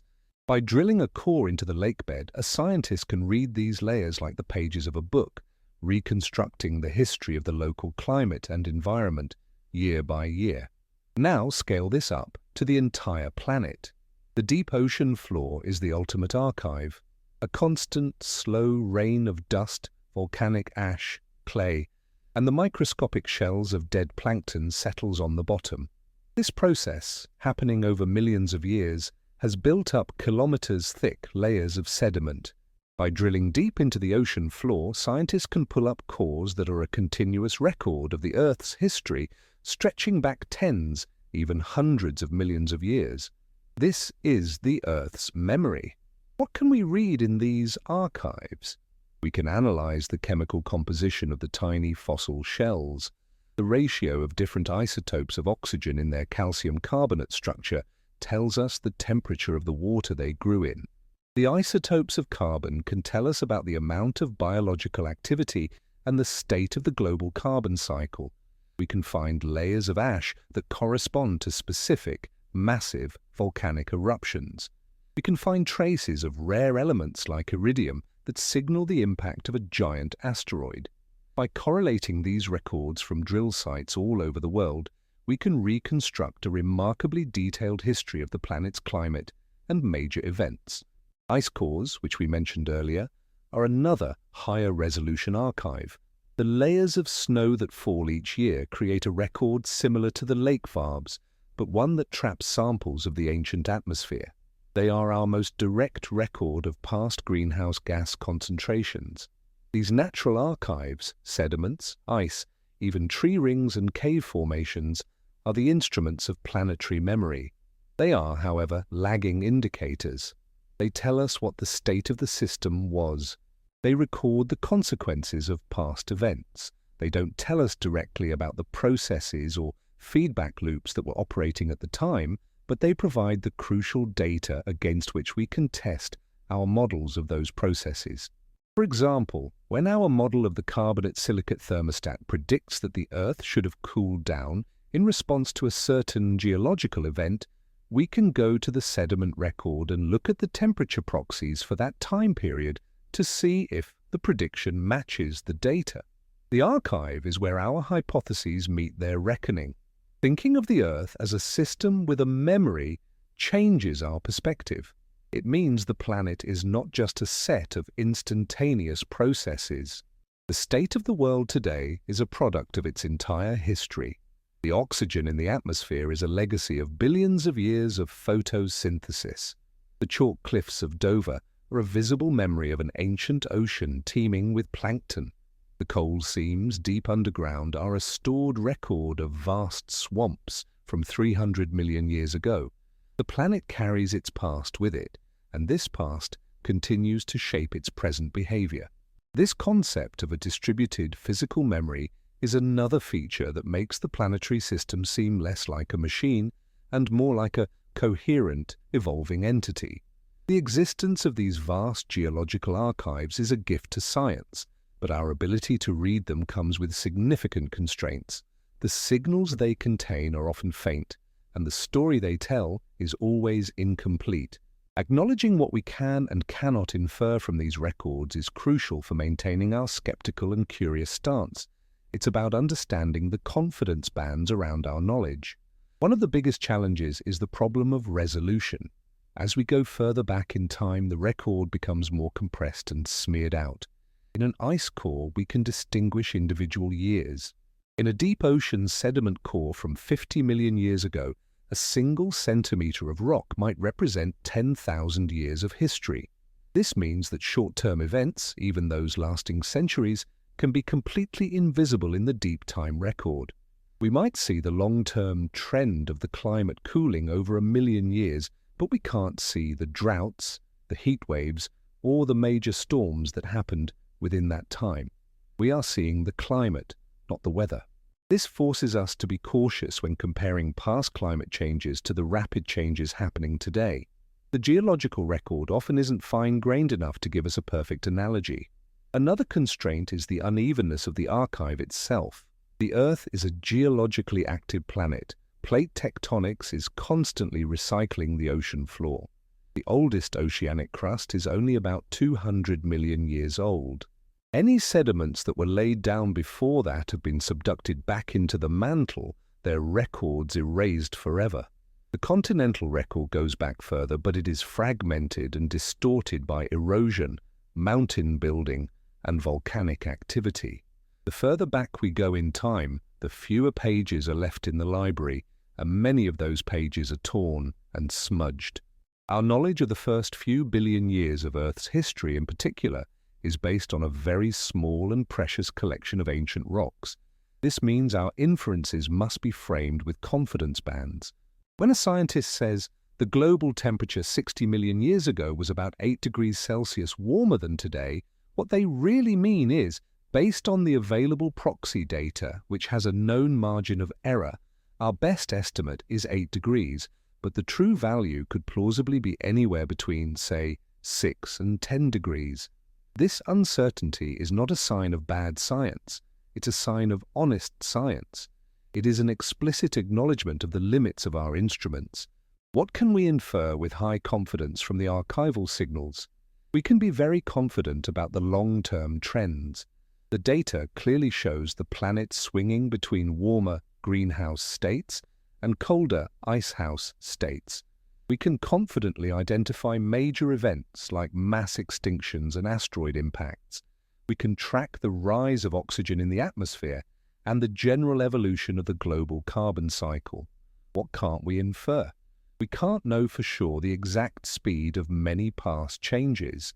We can't reconstruct the day-to-day workings of ancient ecosystems, and most importantly for our inquiry, the archives can show us that the planet's systems were stable, but they cannot by themselves tell us why. They show the outcome, a regulated planet, but they don't definitively prove the mechanism. The stability could be the result of active Gaian self-regulation, or it could be the result of geological luck. The archive provides the circumstantial evidence, but it doesn't record the motive. It gives us the what, but it forces us to build models and theories to explain the how. And that is where the fascinating debate continues. As we reach this point midway through our exploration of the evidence, let's pause and place another marker on our path. We have examined patterns at the human scale, delved into global feedback systems, considered the architectural stability provided by the Moon, and learned how the planet stores its own history in geological archives. We have looked outward to the cosmos and downward into the deep crust. Each of these threads has added a new layer of complexity and richness to our central question. They are starting to weave together. The stability provided by the Moon creates a predictable canvas. The feedback loops of the climate and biosphere paint the dynamic picture on that canvas. And the geological archives are the museum where the old masterpieces are stored, allowing us to see how the painting has evolved over time. A synthesis is beginning to emerge, but it is not yet complete. We have more evidence to consider, more layers to add. In the sections to come, we will turn our attention more directly to the intricate conversations between the living world and the physical planet.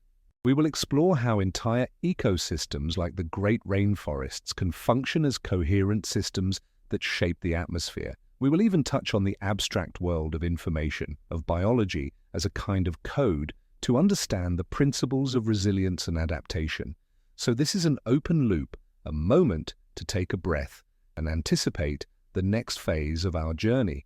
We are building a model piece by piece. The picture is still fuzzy, but with each new evidence track, it will come into sharper focus. There is no need to rush to a conclusion. We will simply hold the threads we have gathered so far, and with a sense of gentle, unfolding curiosity, we will prepare to pick up the next one. The most intricate parts of the story are still to come. Let's now turn our focus to one of the most dynamic and intimate conversations happening on our planet, the dialogue between large-scale ecosystems, or biomes, and the atmosphere. We've touched on this with the forest that makes its own rain, but we can now explore it in greater depth, looking at the intricate feedback loops that couple the health of an ecosystem to the chemistry and physics of the air above it. Here, it is especially important to use our non-personified language. We are describing mechanisms, not intentions. These systems are not talking in a literal sense, but they are exchanging matter and energy in a way that creates a deeply interconnected, co-regulated system. Consider the Amazon rainforest. It is one of the planet's great biological powerhouses. It is so vast that it generates its own weather, a fact we have already noted. But the mechanism is even more beautiful than we first described. The trees, as they transpire water, also release a complex cocktail of organic chemical compounds into the air. These are called volatile organic compounds, or VOCs. They are what you smell when you walk through a forest, that fresh, piney or earthy scent. Once in the atmosphere, these VOCs play a crucial role. They act as cloud condensation nuclei, just like the DMS from ocean plankton. They provide the surfaces upon which water vapor can condense to form clouds. But they do something more. They appear to make the clouds rainier. The clouds that form over the Amazon are rich with these biological particles, which seems to encourage the formation of larger droplets that fall more readily as rain. Here is the feedback loop. The forest releases moisture and chemicals that help seed clouds. These clouds then produce rain, which sustains the forest. But the system is even cleverer than that. The prevailing winds in this region blow from the east, from the Atlantic Ocean. The rain that falls on the eastern part of the Amazon is largely from oceanic evaporation, but as that air mass moves west over the forest, the trees pump that water back into the atmosphere through transpiration. The forest is essentially recycling the rainfall, keeping the air moist as it travels inland. Without this biological water pump, the interior of the continent would be a desert. The Amazon creates the river of atmospheric moisture that allows it to exist. This system demonstrates a profound level of biome-atmosphere coupling. The forest is not just a collection of trees, it is a single, integrated, continent-spanning hydrological machine. The health of the entire Amazonian biome depends on the integrity of this feedback loop. Let's look at another example, the role of peat bogs in the northern latitudes. Bogs are wetlands dominated by sphagnum moss. This moss has a remarkable property. It actively engineers its own environment. As sphagnum grows, it releases organic acids into the water, making the bog highly acidic. This acidity prevents the growth of most other plants and, crucially, it inhibits the activity of the bacteria and fungi that would normally decompose dead plant matter, so when the moss dies, it doesn't fully rot. It gets compressed and preserved under the waterlogged, acidic, low-oxygen conditions, forming peat. Over thousands of years, these bogs have accumulated immense quantities of peat, which is essentially pure carbon drawn out of the atmosphere by photosynthesis. The feedback here is one of self-perpetuation. The moss creates acidic conditions. The acidic conditions prevent decomposition. The lack of decomposition leads to the accumulation of peat. The peat holds vast quantities of water, maintaining the boggy, waterlogged conditions that the sphagnum moss needs to thrive. The system builds and reinforces itself. The implication for the planetary system is enormous. These northern bogs are a massive carbon sink. They have locked away hundreds of billions of tons of carbon, keeping it out of the atmosphere as CO2. They are a quiet but powerful player in the global carbon cycle, a biological system that has, for its own reasons, created a mechanism that contributes to regulating the planet's climate. Again, the sphagnum moss is not trying to cool the planet. It is simply creating the local conditions it prefers. But the collective result of millions of acres of bogs all doing this has a global consequence.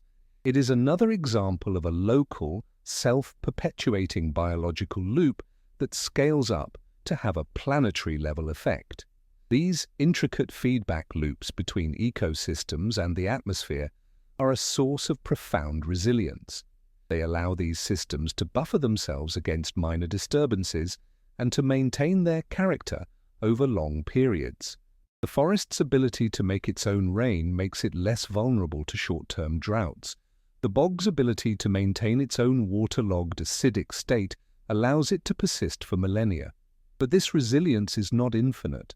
These systems have thresholds, tipping points beyond which the self-regulating loops can fail, sometimes catastrophically.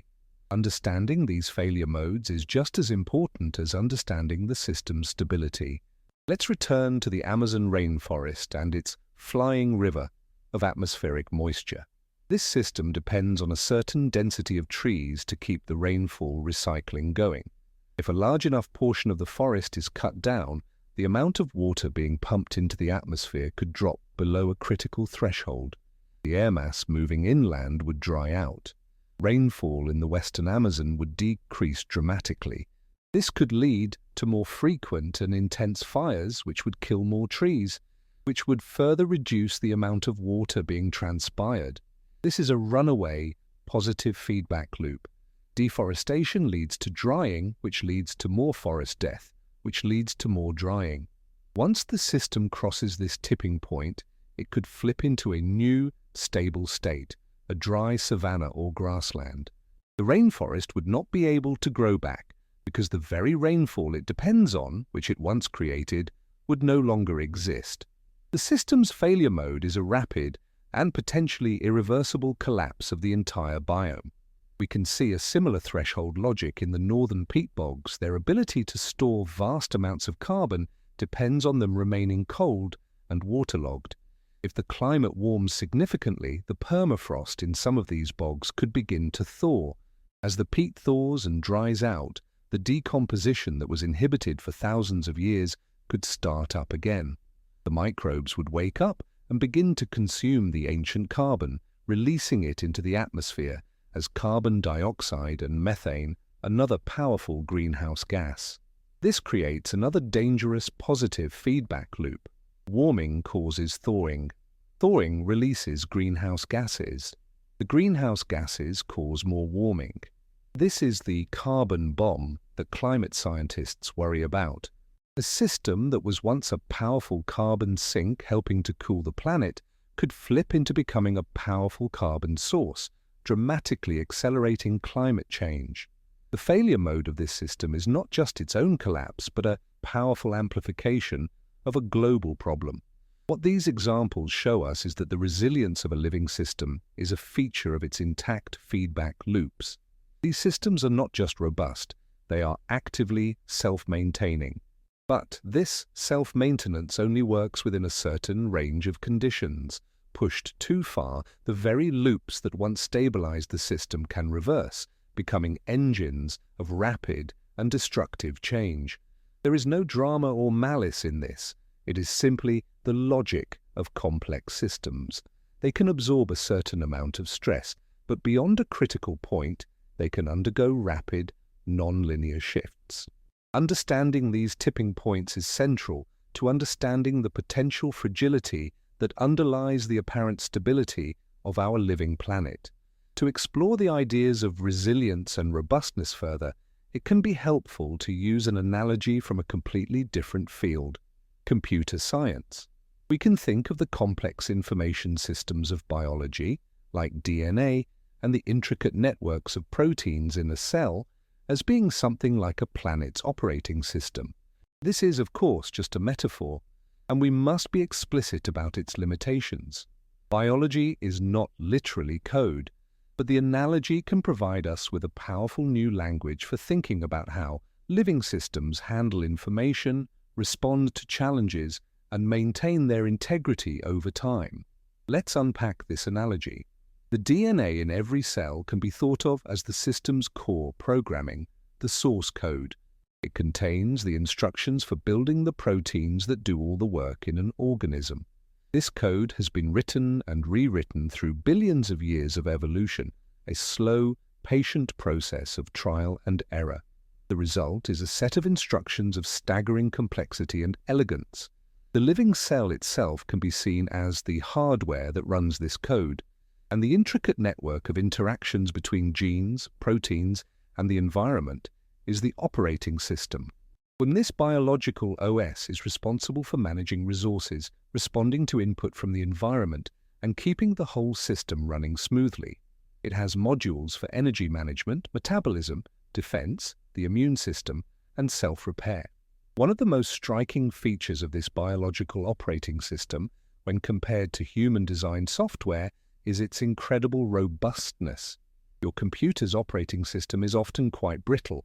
A single error in a critical line of code can cause the entire system to crash, the infamous blue screen of death. This happens because human-engineered systems are often designed for optimal performance under a narrow set of expected conditions. They are optimized for perfection.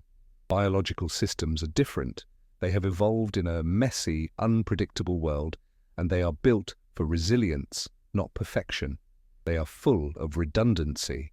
There are often multiple genes that can perform the same essential function, so if one fails, another can take its place. There are complex feedback loops that can sense when something is going wrong and activate repair mechanisms. The system is designed to fail gracefully. Instead of a catastrophic crash, a biological system under stress might slow down or operate at a reduced capacity, but it will do everything it can to maintain its core functions. It prioritizes survival over peak performance. Let's extend this analogy to the planetary scale. If the DNA of individual organisms is the source code, then the vast interconnected web of the global biosphere can be seen as a kind of planetary-scale distributed computing network. Each ecosystem is like a server running its own specialized applications, like the Amazon's rainmaking program or the bog's carbon storage program. These servers are all connected, sharing information and resources through the great chemical cycles of the atmosphere and oceans. The code of this planetary system is not just in the DNA of its organisms, it is also encoded in the structure of the ecosystems themselves, the relationships between predator and prey, the symbiotic partnership between fungi and trees, the very architecture of the food webs. This is the software that runs the planet. And like the code within a single organism, this planetary software has been debugged by billions of years of evolution. It is messy, redundant, and incredibly resilient. It has survived ice ages, asteroid impacts, and massive volcanic eruptions. It has the ability to reroute functions when one component fails, and to slowly write new code, evolve new species and ecosystems to deal with new challenges. The caveat, of course, is that this is only an analogy. The planetary system has no central processor, and its code is not written in a formal language. Its intelligence, if we can call it that, is an emergent, decentralized property of the entire network. But the analogy is useful because it shifts our focus from the physical stuff of the planet to the information and the regulatory networks that organize that stuff. It helps us ask questions like, how diverse is the planet's code base? How much redundancy is built into the system? And what happens when a single, globally connected species, like humans, starts rewriting the code at an unprecedented speed? Following our analogy of biology as code, we can frame the planet's resilience not as a state of unchanging perfection, but as a dynamic capacity to adapt and persist. The system isn't designed to be flawless. It's designed to fail gracefully and recover. This perspective helps us move away from a brittle, mechanical view of the world and toward a more organic, adaptive understanding. What does it mean for a system to be robust rather than perfect? A perfectly engineered machine, like a Swiss watch, is a marvel of precision.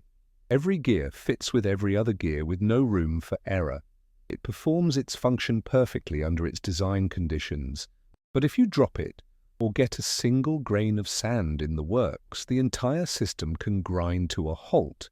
Its perfection is its fragility.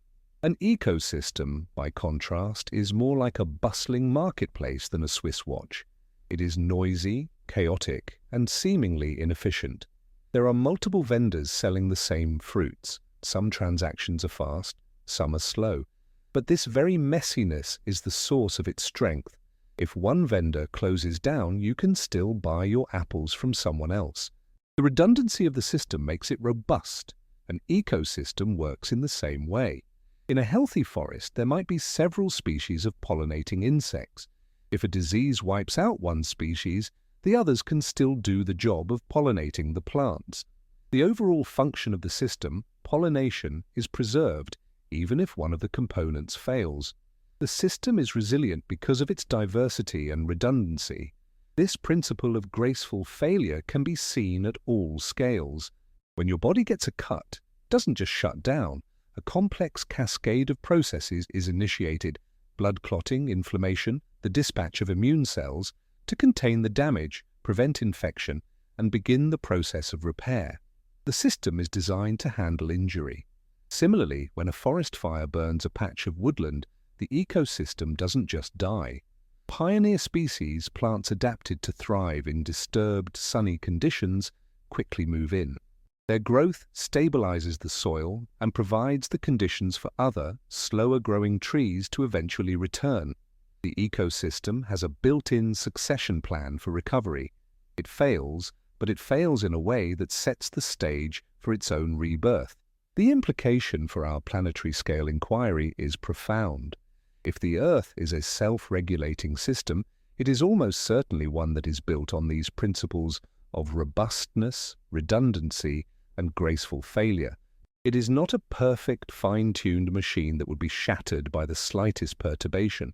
It is a messy, adaptive, and evolving system that has, over billions of years, developed an incredible capacity to absorb shocks and recover from damage.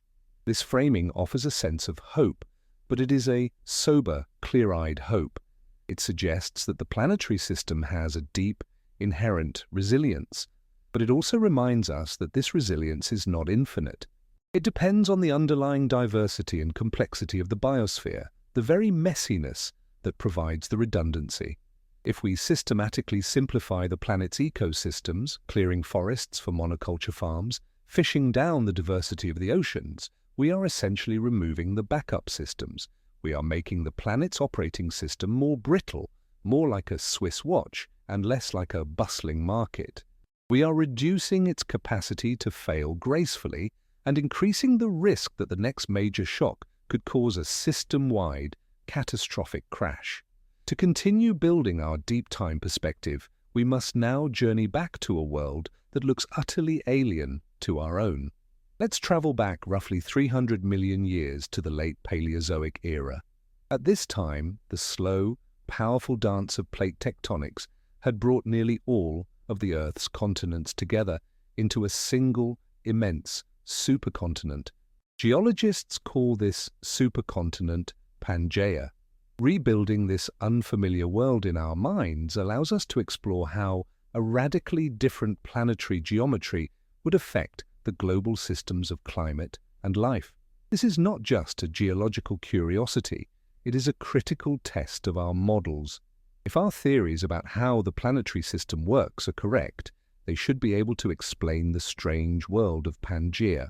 Let's begin by building a sensory picture of this world. Imagine standing on a vast, flat plain in the heart of this supercontinent. The sun is a brassy, unforgiving disk in a pale, hazy sky.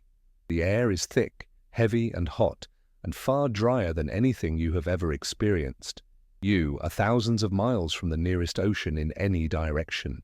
The landscape around you is a stark vista of reddish, oxidized rock and sand, punctuated by sparse, tough-looking vegetation.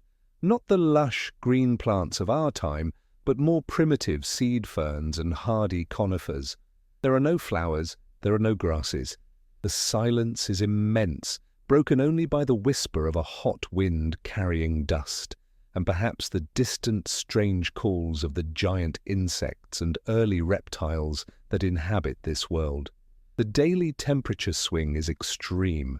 The days are scorching hot, and because of the dry air, the nights are surprisingly cold, plunging to near freezing temperatures under a sky brilliant with unfamiliar constellations. This is a world of extremes, a continental interior on a scale that is impossible today. Now let's travel thousands of miles to the coast. Here, the world is different.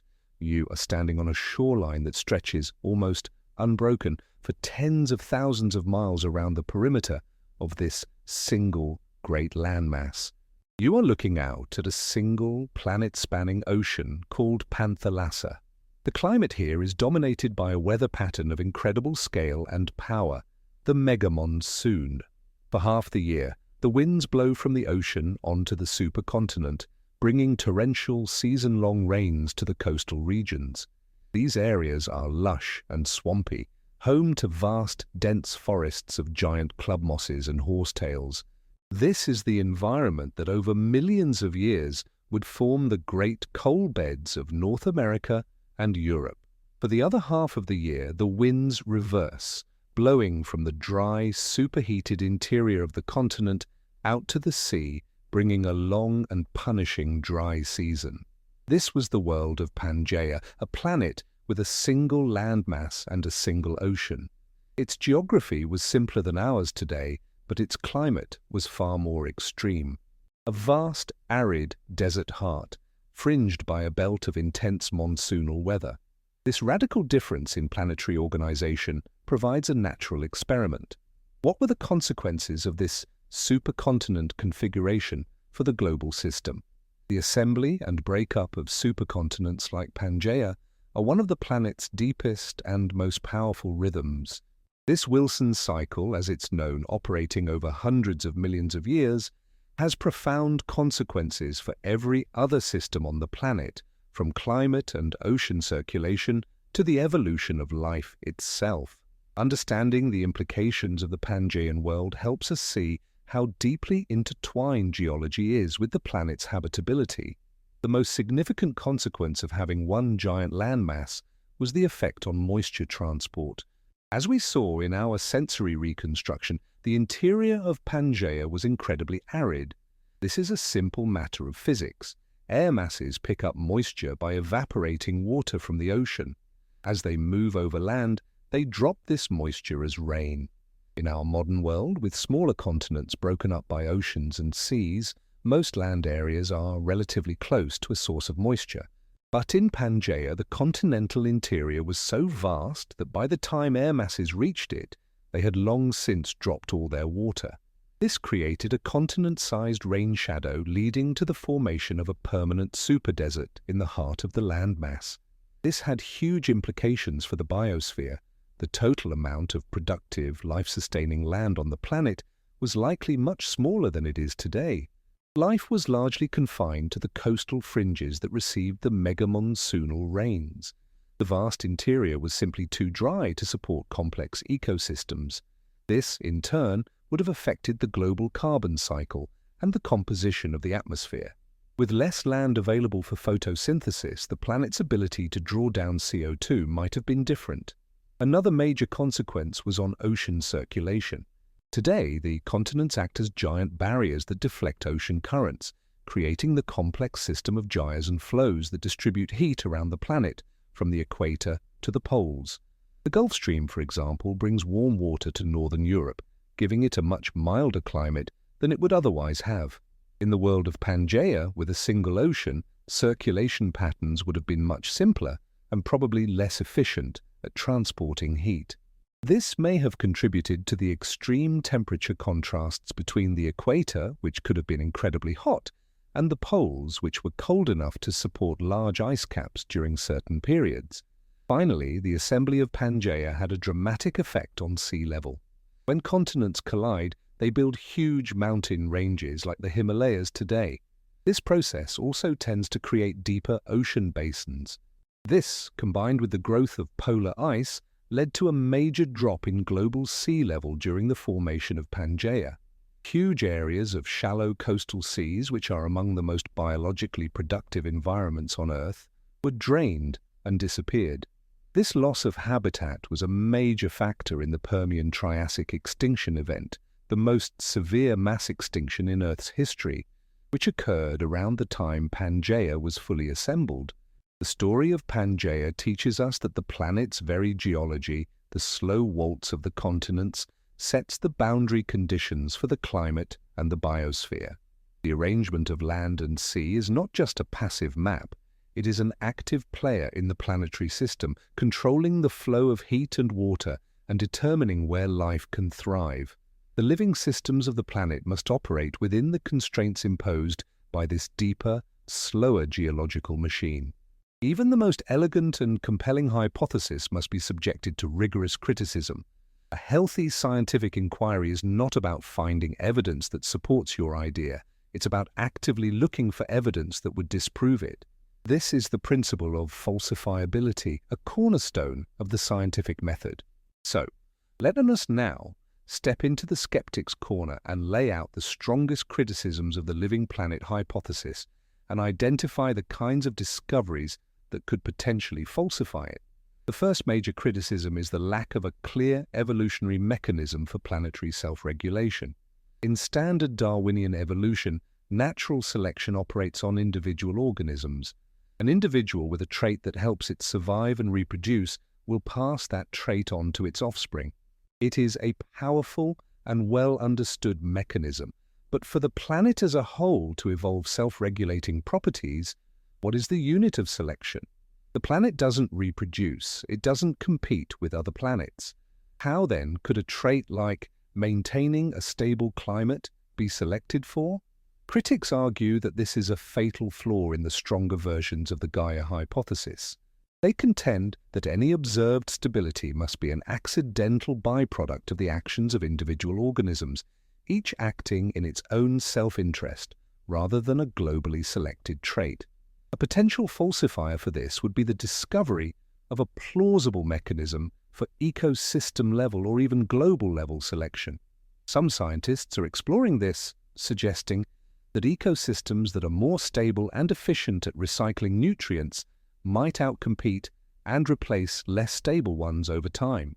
This is still a highly controversial and speculative area, but if a robust theory of multi-level selection were to be developed and supported by evidence, it would significantly weaken this primary objection. A second strong criticism is that the hypothesis is not truly predictive, it is post hoc. This means it is very good at explaining things after the fact, but not at making unique, testable predictions about the future or about things we haven't yet observed. For example, the theory can provide a neat explanation for why the climate has remained stable.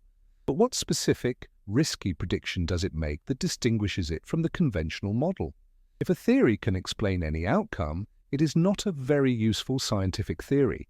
Critics would say that the living planet hypothesis is more of a philosophical framework or a metaphor than a hard-nosed scientific hypothesis because it lacks this predictive power. A potential falsifier here would be for the proponents of the hypothesis to make a series of specific, quantitative predictions that differ from the predictions of mainstream climate and Earth system models, and for those predictions to then be verified by observation. For example, a Gaian model might predict a different sensitivity of the climate to CO2, or a different recovery time from a major perturbation based on the assumed strength of biological feedbacks. If these unique predictions were borne out, it would provide powerful support for the theory. A third major line of criticism points to the times when the system has clearly failed. The geological record is not a story of perfect, unbroken stability.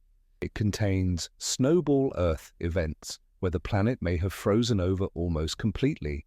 It contains hyperwarm hothouse periods, and it contains several catastrophic mass extinction events.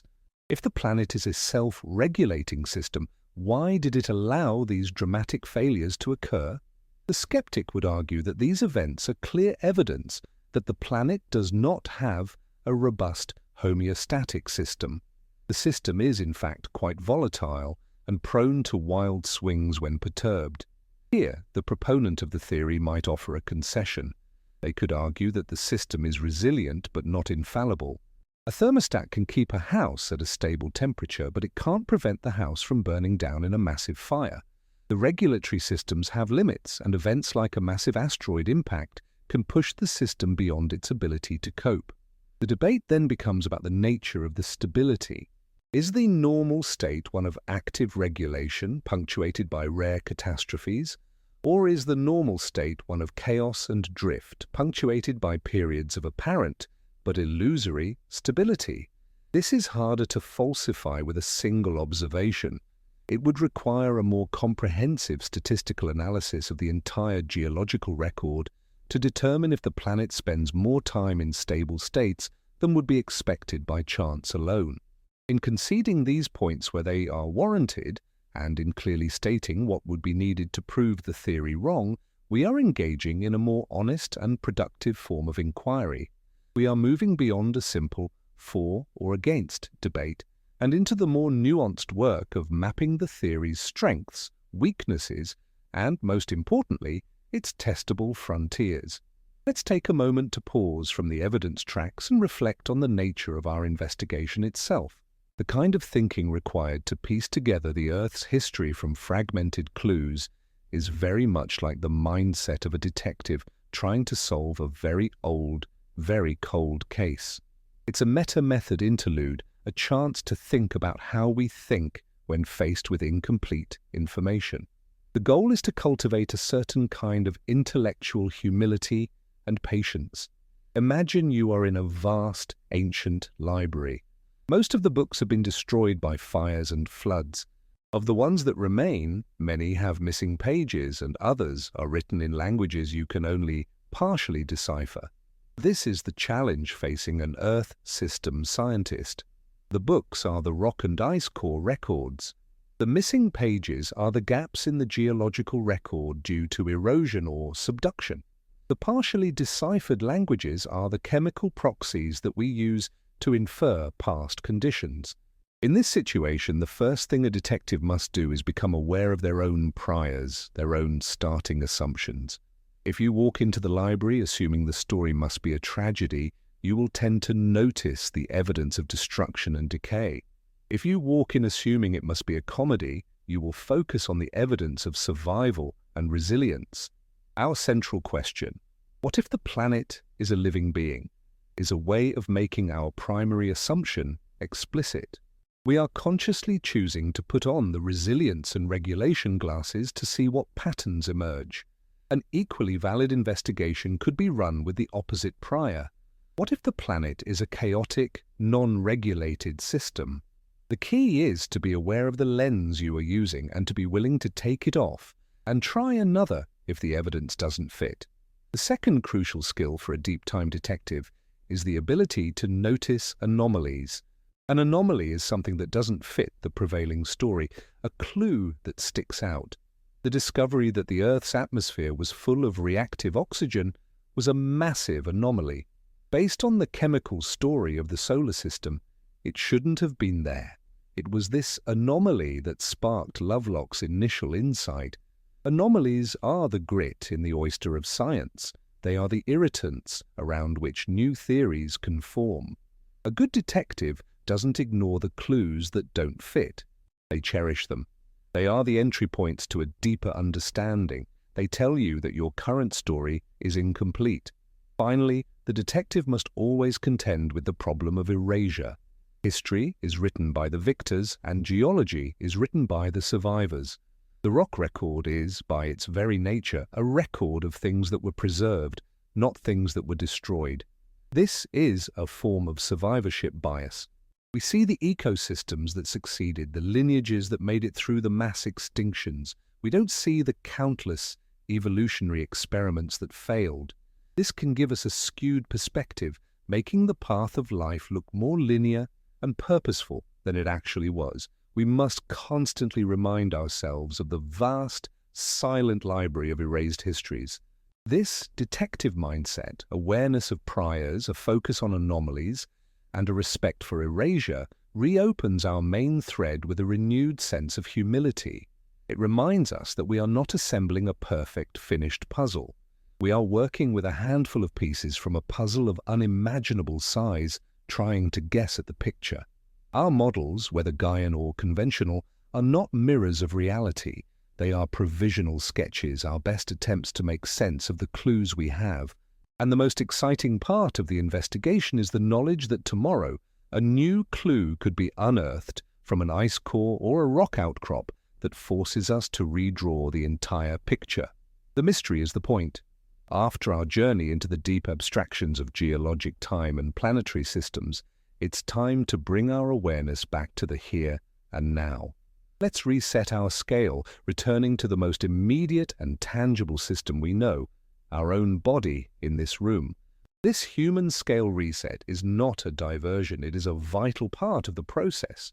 It regrounds our inquiry in lived, sensory experience and reminds us that these vast, abstract systems are not separate from us. We are participants. We are inside the story. So let your attention come back to the simple fact of your own breathing. Without changing it, just notice the rhythm, the gentle in-breath, the slight pause, the soft out-breath.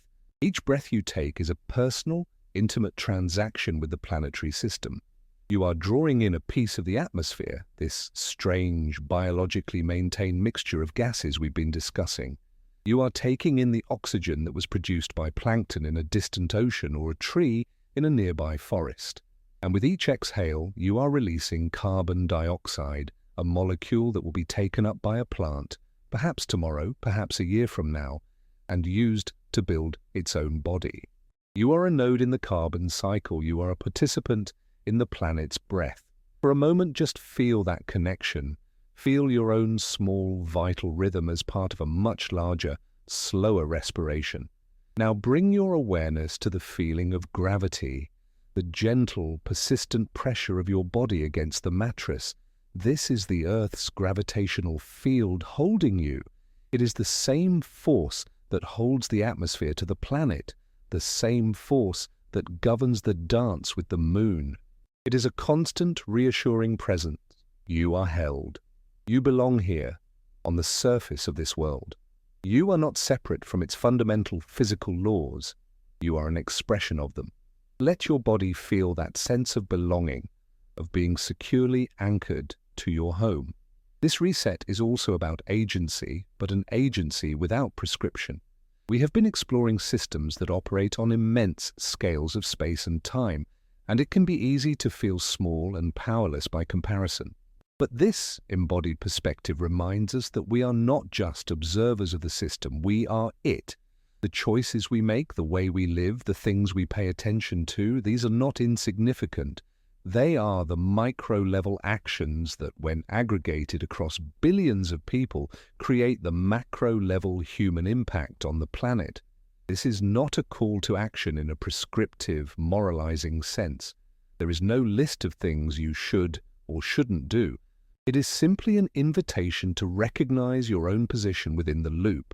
The air you breathe, the water you drink, the food you eat, the materials that make up your home, all are threads that connect you to the larger planetary metabolism. By gently bringing your awareness to these connections, you are cultivating a way of seeing that is, in itself, a powerful act.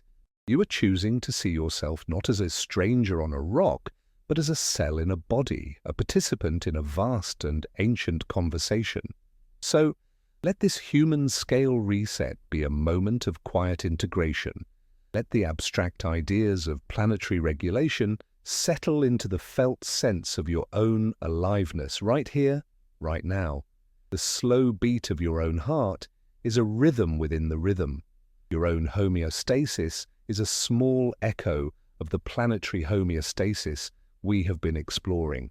You are a microcosm of the whole. Let's now add another fundamental layer to our model, the flow of energy. Any living system, from a single bacterium to a hypothetical planetary organism, is fundamentally a dissipative structure. This is a term from thermodynamics that describes a system that maintains its complexity and order by taking in high-quality energy from its environment, using it to do work, and releasing low-quality energy, heat, back out. Your own body does this. You take in high-quality energy in the form of food, and you radiate heat into the room. Understanding the Earth's energy budget is essential to understanding how its systems are powered and what constraints they operate under. The Earth's primary source of energy is, of course, the Sun. A vast and steady stream of solar radiation, about 174 petawatts of power, continuously arrives at the top of the atmosphere.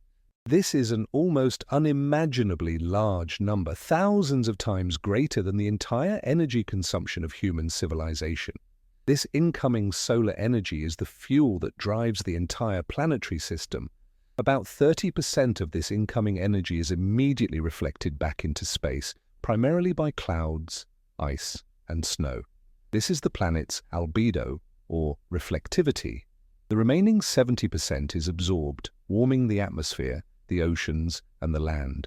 This absorbed energy is what drives the weather, the ocean currents, and, crucially, photosynthesis. This is the energy input side of the planet's metabolism. To maintain a stable temperature, the Earth must radiate exactly as much energy back out into space as it absorbs. It does this by emitting thermal, infrared radiation, heat. This is the output side of the budget. If the input and output are balanced, the planet's average temperature remains stable. If the balance is tipped, the planet will either warm up or cool down until a new equilibrium is reached.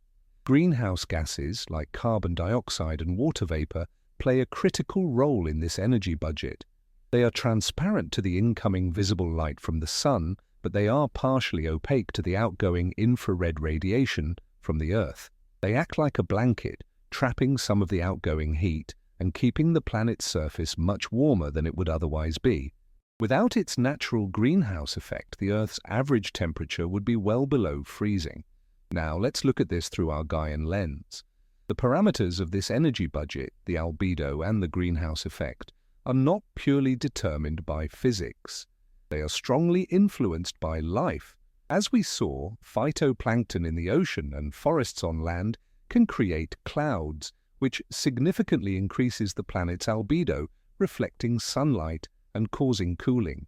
On the other hand, the concentration of greenhouse gases like CO2 and methane is massively regulated by the biosphere through processes like photosynthesis, respiration, and decomposition.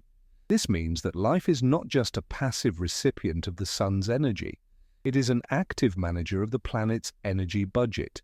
It has its hands on the dials of both the planetary thermostat, the greenhouse effect, and the planetary sunshade, the albedo. The consequence of this is that the system has multiple ways to respond to a challenge.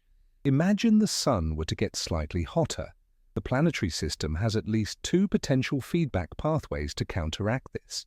The geological thermostat, the carbonate-silicate cycle, could speed up, drawing down CO2 and reducing the greenhouse effect to cool the planet.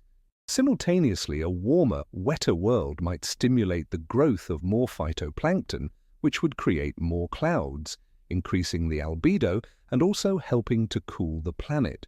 This redundancy of mechanisms is a hallmark of a resilient system. It is not dependent on a single feedback loop. The constraints are the basic laws of physics and thermodynamics.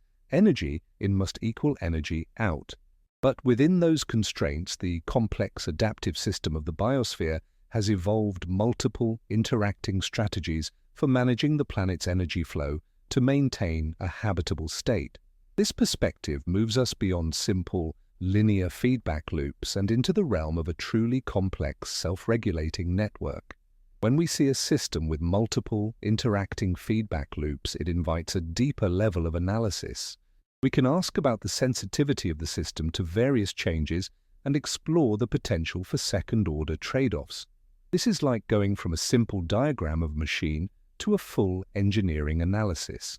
We are moving from what does it do to how well does it do it and what are its failure points.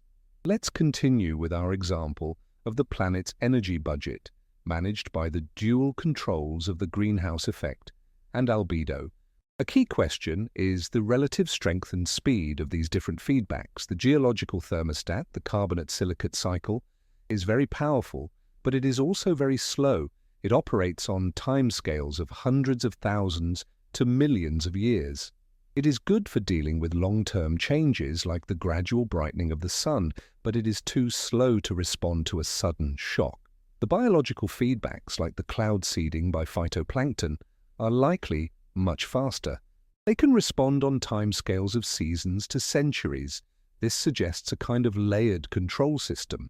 The fast biological loops handle the short-term fluctuations, acting as the planet's day-to-day weather control, while the slow geological loop handles the deep time stability, acting as the long-term climate control. However, these systems are not independent. They can interact in complex ways. This can create trade-offs. For example, consider a scenario where the planet is cooling. In response, the growth of forests might slow down, which would mean less carbon dioxide being drawn from the atmosphere, which would help to warm the planet back up, a stabilizing feedback. But those same forests also tend to be dark and absorb a lot of sunlight, lowering the planet's albedo. If those forests are replaced by grasslands or snow which are more reflective, this would increase the albedo and cause further cooling, a destabilizing feedback. So, in this scenario, the carbon cycle feedback and the albedo feedback are working in opposite directions. The net effect, whether the planet warms or cools, depends on which of these two effects is stronger.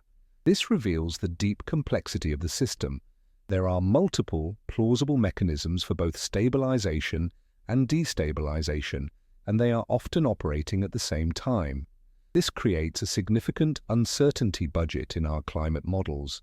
We can identify the different feedback loops, but precisely quantifying their strength and how they interact is one of the biggest challenges in Earth systems science.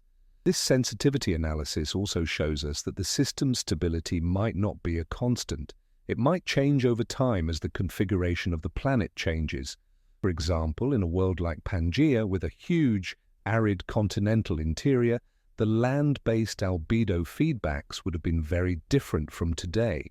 In a world with no ice caps, the powerful ice albedo feedback, where melting ice exposes darker ocean or land, which absorbs more heat and causes more melting, would not exist.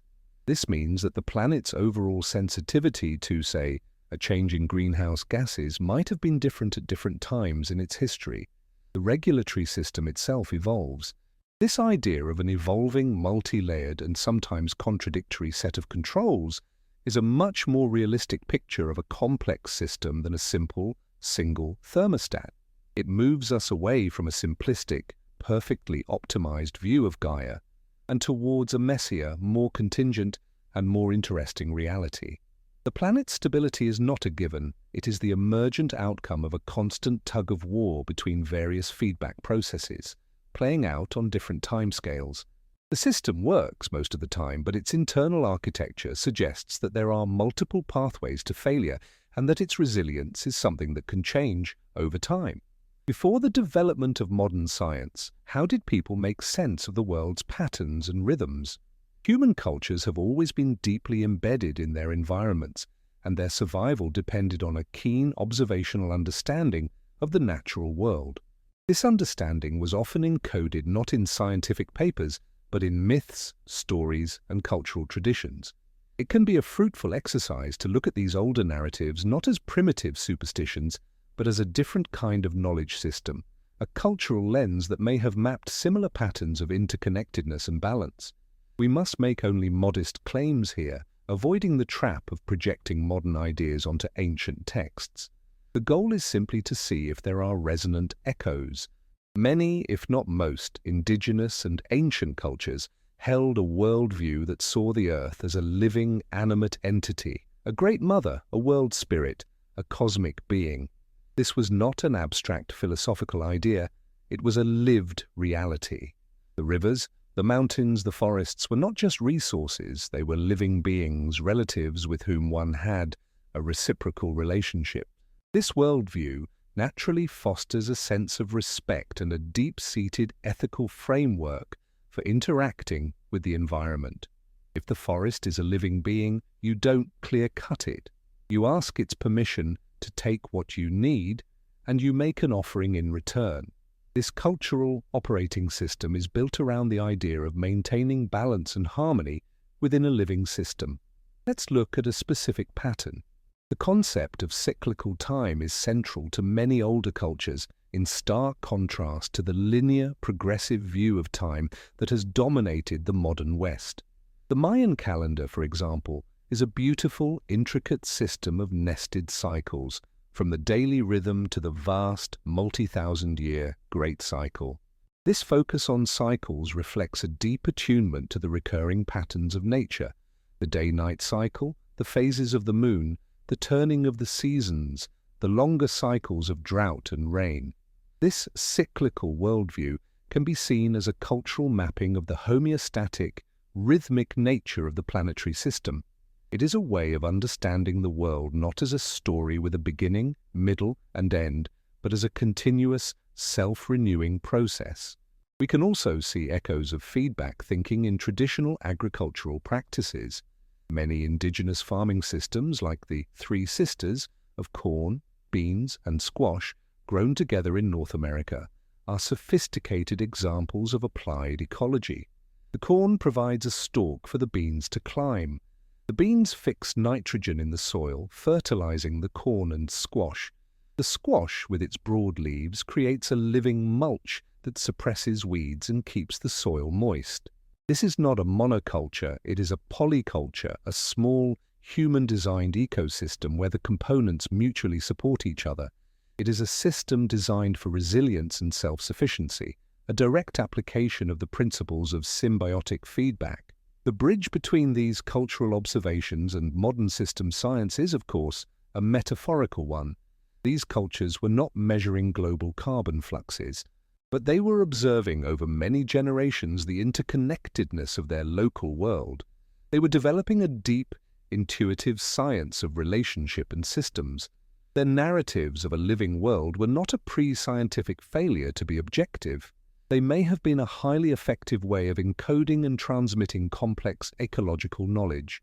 Looking through this lens allows us to see that the idea of a living, interconnected planet is not a new, radical hypothesis.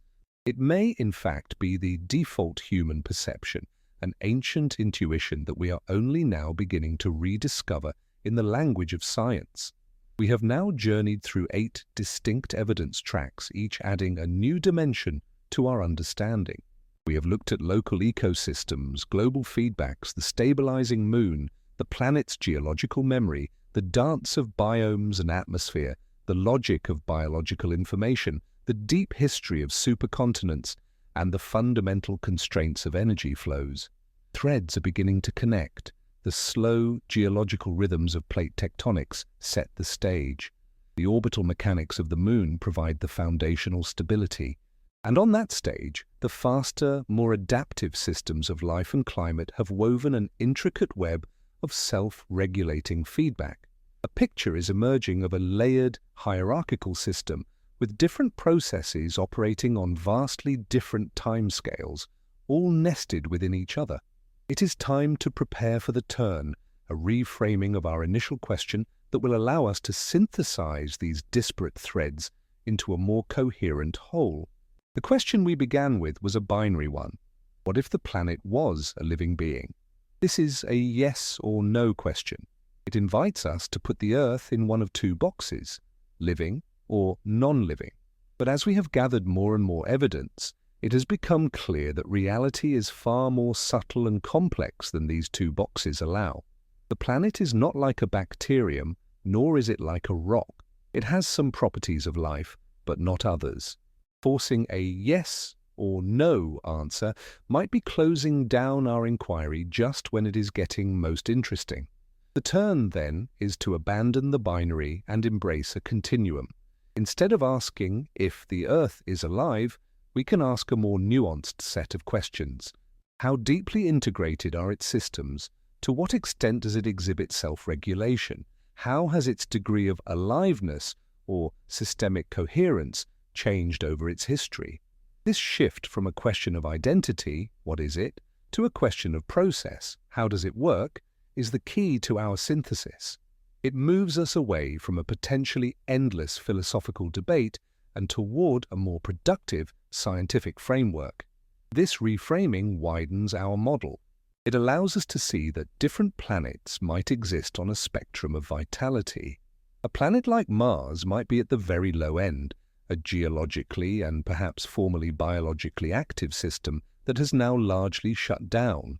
A planet like the early Earth, with only microbial life, might have been in the middle, with some basic biogeochemical regulation, but still vulnerable to large swings. The modern Earth, with its complex, diverse biosphere, might be at the very high end of planetary integration and regulation that we know of. This continuum also helps us to make sense of our own role in the system. Human activity is not simply damaging a living thing. In this new frame, we can see it as a powerful new force that is actively reducing the integration and regulatory capacity of the planetary system. We are pushing the planet down the continuum, away from a state of high coherence and resilience, and toward a more fragmented, chaotic, and less regulated state. This turn from a binary to a continuum allows us to translate our entire exploration into the realm of lived choices without moralizing. The choice is not between saving the planet and destroying the planet, as if it were a single object. The choice is about what kind of planetary system we want to live in and foster. Do we want to be part of a deeply interconnected, resilient and self-regulating world, or a simpler, more brittle and more volatile one? The question is no longer about a label, but about the direction we are collectively pushing the system. With this new, more flexible and powerful question in hand, we are now ready to begin the work of synthesis. With our reframed question, moving from the binary of alive or not to a continuum of systemic integration, we can now begin to synthesize the evidence tracks into a minimal, coherent model. The goal is not to create a grand, all-encompassing theory, but to weave together the strongest threads into a simple picture that connects the micro to the macro and honors the complexity we've uncovered. We are building a provisional map, not a perfect photograph. Our model can be built on three core principles that have emerged from our journey. Principle 1. Habitability is not a place, but a process. The conventional Goldilocks zone idea suggests that Earth is habitable primarily because it is at the right distance from the Sun. Our synthesis suggests this is a necessary but not sufficient condition. The evidence from the planetary thermostat, the biological cloud formation, and the oxygen regulation systems all point to the same conclusion. The Earth's habitability is an emergent property of an active, evolving system. It is something that is continuously built and maintained. The planet did not just find itself in a habitable state, it has actively kept itself there for billions of years, even as the sun grew hotter and the continents rearranged themselves. This moves us from a static view of habitability to a dynamic one. The Earth is not a habitable planet, it is a planet that has been inhabiting itself. Principle 2. The planetary system is a nested hierarchy of timescales. This is the key to resolving the apparent contradiction between a stable planet and a chaotic one. We have seen evidence for processes operating on at least three distinct levels. At the bottom, there are the fast, adaptive processes of biology and weather operating on timescales of days to centuries. This is where the biosphere responds quickly to changes, with plankton blooms and forest growth spurts. In the middle, there is the slower, stately rhythm of geology and ocean circulation, the world of ice ages and plate tectonics, operating on timescales of thousands to millions of years. And at the top, there is the vast, slow background of astronomical stability provided by the sun's steady output and the moon's gravitational anchor, operating over billions of years. A healthy planetary system is one where these layers are working in harmony. The slow, deep rhythms provide a stable foundation, allowing the faster, more adaptive biological systems to flourish and, in turn, contribute to the regulation of the whole. Disruptions can happen when these timescales get out of sync. For example, the massive, sudden shock of an asteroid impact is a geological scale event happening on a biological timescale. It is too fast for the system's normal recovery mechanisms to handle. Similarly, the rapid injection of greenhouse gases by human activity is a geological scale forcing happening on a human timescale, and the planet's slow response systems, like the carbonate-silicate cycle, cannot keep up. Principle 3. Resilience is a product of decentralized, networked complexity. Our model does not require a centralized control center or a planetary consciousness. The regulation we observe is an emergent property of a vast, distributed network. The system's robustness comes from its messiness, its diversity, and its redundancy. Millions of species, billions of individual organisms, all interacting locally, create a coherent global pattern. The Amazon rainforest's rain-making ability is not directed by a forest brain. It emerges from the collective transpiration of trillions of leaves. The stability of the atmosphere is not managed by a central committee. It emerges from the push and pull of countless metabolic processes. This decentralized network structure is what gives the system its ability to absorb shocks, reroute around damage, and evolve new solutions. It is a system that learns and adapts from the bottom up. This three-part model, habitability as a process, the hierarchy of timescales, and resilience from networked complexity, is our synthesis. It avoids triumphalism. It doesn't claim to have solved the ultimate mystery, but it provides a powerful, evidence-based framework for understanding our world. It connects the breath in your lungs to the deep history of the planet, and it places our current moment within the vast sweep of planetary evolution.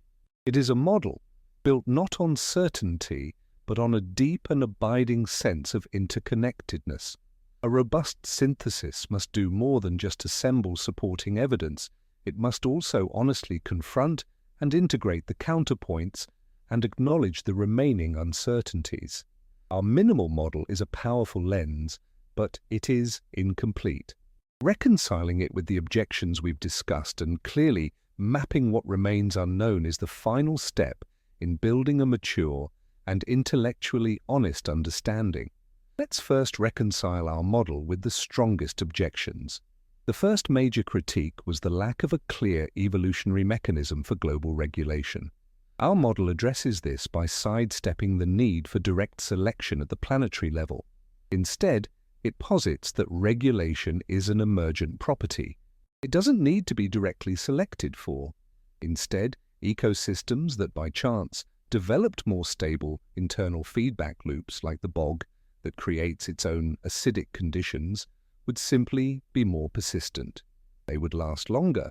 Over geological time, the planet would naturally accumulate these more stable, resilient systems. The regulation we see is not the result of a forward-looking plan, but the backward-looking signature of what has survived. It is a form of emergent second-order selection. The second major objection was the argument from planetary failures, the snowball Earths and mass extinctions. Our model of nested timescales helps to integrate these events. These are not necessarily evidence against regulation. They may be evidence of its limits.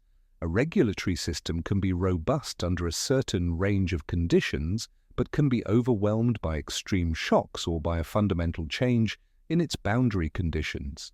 The snowball Earth events, for example, may have happened at a time in the planet's history before the biological components of the climate regulation system were fully developed and integrated.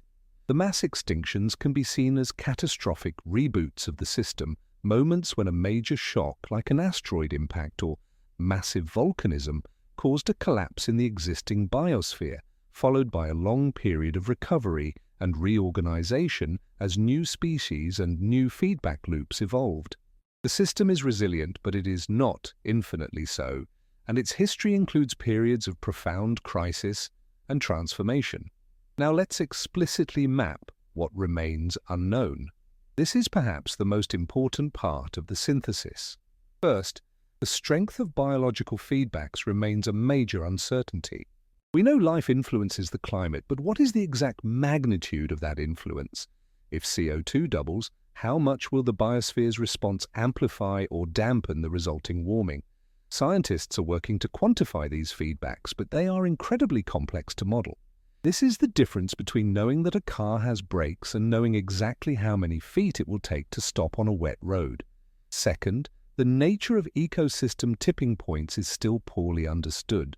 We know they exist, but predicting exactly when a system like the Amazon rainforest might cross a threshold from forest to savanna is incredibly difficult. We are, in a sense, running a planetary experiment without fully understanding the failure points of the equipment. Mapping these boundaries is a critical frontier of research. Third, the role of pure chance in our planet's history remains a profound and perhaps unanswerable question. How much of Earth's long-term stability is due to the emergent regulatory properties we've discussed, and how much is due to a series of lucky breaks? We have survived so far, but was our survival a near certainty because of the robustness of the system, or was it a statistical miracle, a 1 in a billion shot? Without a larger sample of planets to study, this question may always remain in the realm of philosophy. By naming what remains unknown, we are not weakening our model, we are strengthening it. We are drawing a clear line between what is well supported by evidence and what is still speculative. This map of our own ignorance is what keeps the inquiry alive. It points us to the next tests, the next questions, the next layers of the mystery to be explored. Our journey does not end in a final answer, but in a more sophisticated and honest appreciation of the question itself. Let's now apply our synthesized model to a vivid, concrete walkthrough. This will help to ground these abstract principles in a tangible, step-by-step narrative. We will use the second person again, placing you inside a thought experiment that traces a chain of causality through the nested layers of our model. Imagine you are holding a single, small seashell in the palm of your hand. It is a simple, beautiful object, a spiral of calcium carbonate. Using our synthesized model, we can trace the story of this shell, connecting it from the micro to the macro, from a single life form to the history of the planet. Your journey begins with a microscopic organism, a form of plankton called a foraminifera, drifting in the sunlit surface waters of the ocean. This is the fast biological layer of our model. This tiny creature is running its own biological software. It has a metabolism. It consumes other, smaller organisms to get energy, and from the seawater around it, it takes dissolved calcium and carbonate ions to build its intricate, beautiful shell. This is its life's work, a process repeated by trillions of similar creatures all over the world's oceans. This organism is not thinking about the planet. It is simply living its life, following its genetic programming. Now, let's zoom out to the second principle of our model, habitability as a process. Where did those carbonate ions in the water come from? We trace their journey back. They are the end product of the slow geological thermostat, the carbonate-silicate cycle. They came from a molecule of carbon dioxide that was once in the atmosphere. That CO2 dissolved in a raindrop, fell on a continent perhaps thousands of miles away, and weathered a silicate rock. The resulting dissolved minerals flowed down a river and into the sea, where our tiny plankton found them. The very building blocks of the shell you are holding are a direct link to the grand planetary-scale feedback loop that has regulated Earth's climate for billions of years. The existence of this tiny creature is predicated on the successful functioning of this deep, slow process. When our foraminifera dies, its journey continues. The shell, your shell, begins to sink. It falls slowly through the water column, a journey that could take weeks. As it falls, it joins a constant, gentle snow of other dead organisms, dust and clay, all settling on the deep ocean floor. This is where it enters the geological archive, the planet's memory. Over thousands, then millions of years, your shell is buried under the weight of accumulating sediment. The pressure compacts it, and it becomes part of a layer of chalk or limestone. The carbon that was once in the atmosphere is now locked away in the Earth's crust. Now we see the third principle, resilience through decentralized, networked complexity. Our single shell has a negligible effect on the planet, but multiply its action by a truly astronomical number of organisms over millions of years. This vast, decentralized network of shell builders becomes a powerful geological force. Their collective action of pulling CO2 out of the system and sequestering it is a critical part of what has kept the planetary thermostat functioning and the climate stable. The resilience of the climate system is not the work of a single mastermind. It is the emergent outcome of the mundane life and death cycles of trillions of tiny, unconscious creatures.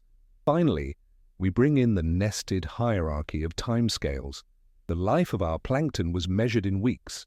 The process of its shell becoming rock took millions of years, and that rock might remain in the Earth's crust for 100 million years, until the slow, inexorable movement of plate tectonics carries it to a subduction zone, where it is pulled back down into the mantle, melted, and its carbon eventually released back into the atmosphere through a volcano, completing the cycle.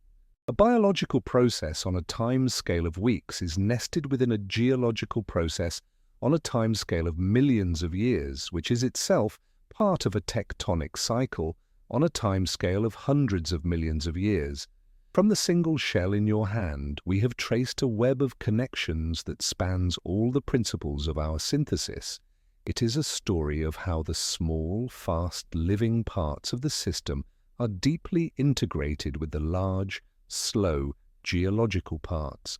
It shows us that you cannot understand the shell without understanding the planet, and you cannot understand the planet without understanding the shell. Our exploration has been a grand tour of systems, scales, and deep time. But what does it mean for us here and now? How can we translate this vast intellectual model into something practical, something that can be touched and felt in our own lives? The goal is not to derive a set of moral commandments, but to discover small, testable practices for our attention and our agency. This is about a local first framing, starting with the tangible world around us. The first practice is one of cultivated attention. It is the practice of seeing the world through a systems lens in your everyday life. The next time you're outside, perhaps in a park or a garden, try to look beyond the individual objects, the tree, the bird, the patch of grass, and see the relationships between them. Notice how the shade of the tree creates a microclimate where certain plants can grow. Notice how the bird is feeding on insects that live on the tree. Notice how the fallen leaves from the tree are decomposing and enriching the soil that nourishes the tree. Try to trace the loops. You are not just looking at a collection of things. You are witnessing a small, self-organizing system at work. This practice costs nothing and requires no special equipment. It is simply a shift in perception, a way of training your mind to see the hidden web of connections that underlies the visible world. A second practice involves a deeper engagement with the materials of your own life. Consider the water you drink. Instead of seeing it as a commodity that comes from a tap, take a moment to contemplate its journey. This water was once in a cloud, it fell as rain, it flowed through rivers and soil. It was cleaned and processed and delivered to your home. It was part of the great hydrological cycle of the planet before it became part of the hydrological cycle of your own body. You can do this with anything. The wood of your table was once a living tree, part of a forest ecosystem. The cotton in your shirt was a plant, drawing nutrients from the soil and energy from the sun. This is not about feeling guilty. It is about cultivating a sense of connection and appreciation. It is a way of dismantling the illusion of separation and recognizing your own deep physical entanglement with the planetary metabolism. A third practice is one of agency, focused on your own local sphere of influence. The planetary system can feel overwhelmingly large and our individual actions can seem meaningless, but our synthesized model suggests that resilience is a product of decentralized complexity. This means that the health of the whole is dependent on the health of its countless local parts. Your agency, then, is most powerfully expressed at the local level. This could mean tending a small garden and observing the ecosystem you are co-creating. It could mean getting involved in the stewardship of a local park or waterway. It could mean simply learning the names of the plants and animals that live in your own neighborhood. By strengthening the health and complexity of the small patch of the planetary system that you can touch, you are contributing to the health of the whole. It is a local first framing that transforms agency from an overwhelming global burden into a meaningful, tangible, local practice. These practices are not prescriptions, they are invitations. They are small experiments you can run in your own life to see if this system's perspective changes the way you feel and interact with the world. They are ways of taking the grand, abstract idea of a living planet and making it a lived reality, one breath, one glass of water, one local observation at a time. As our inquiry draws toward a close, we can turn our gaze to the future. Based on our synthesized model, what are some plausible scenarios for the planet's trajectory? And what are the great open questions that will define the next generation of Earth system science? This is an exercise in bounded speculation. We are not making predictions, we are exploring possibilities, and we must be careful to label our confidence levels. One plausible scenario, if current trends of biosphere degradation continue, is a journey toward what some scientists call the planetary asthenia state. Asthenia is a medical term for a body's weakness or debility. In this scenario, the planet doesn't die in a dramatic sense. Rather, its regulatory systems become weaker, more sluggish, and less resilient. As we reduce biodiversity, simplify ecosystems, and disrupt the great chemical cycles, we are effectively disabling the planet's fast, biological feedback mechanisms. The consequence would be a world with a much more volatile and unpredictable climate. The planetary system would still be governed by the slower geological and chemical feedbacks, but it would have lost much of its ability to buffer short-term shocks. It would be a more brittle and dangerous world, prone to more extreme weather events, more rapid shifts in environmental conditions, and a diminished capacity to recover from them. Our confidence that this is a possible direction is, unfortunately, quite high, as it is a direct extrapolation of observed trends. A second, more hopeful scenario could be termed active planetary stewardship.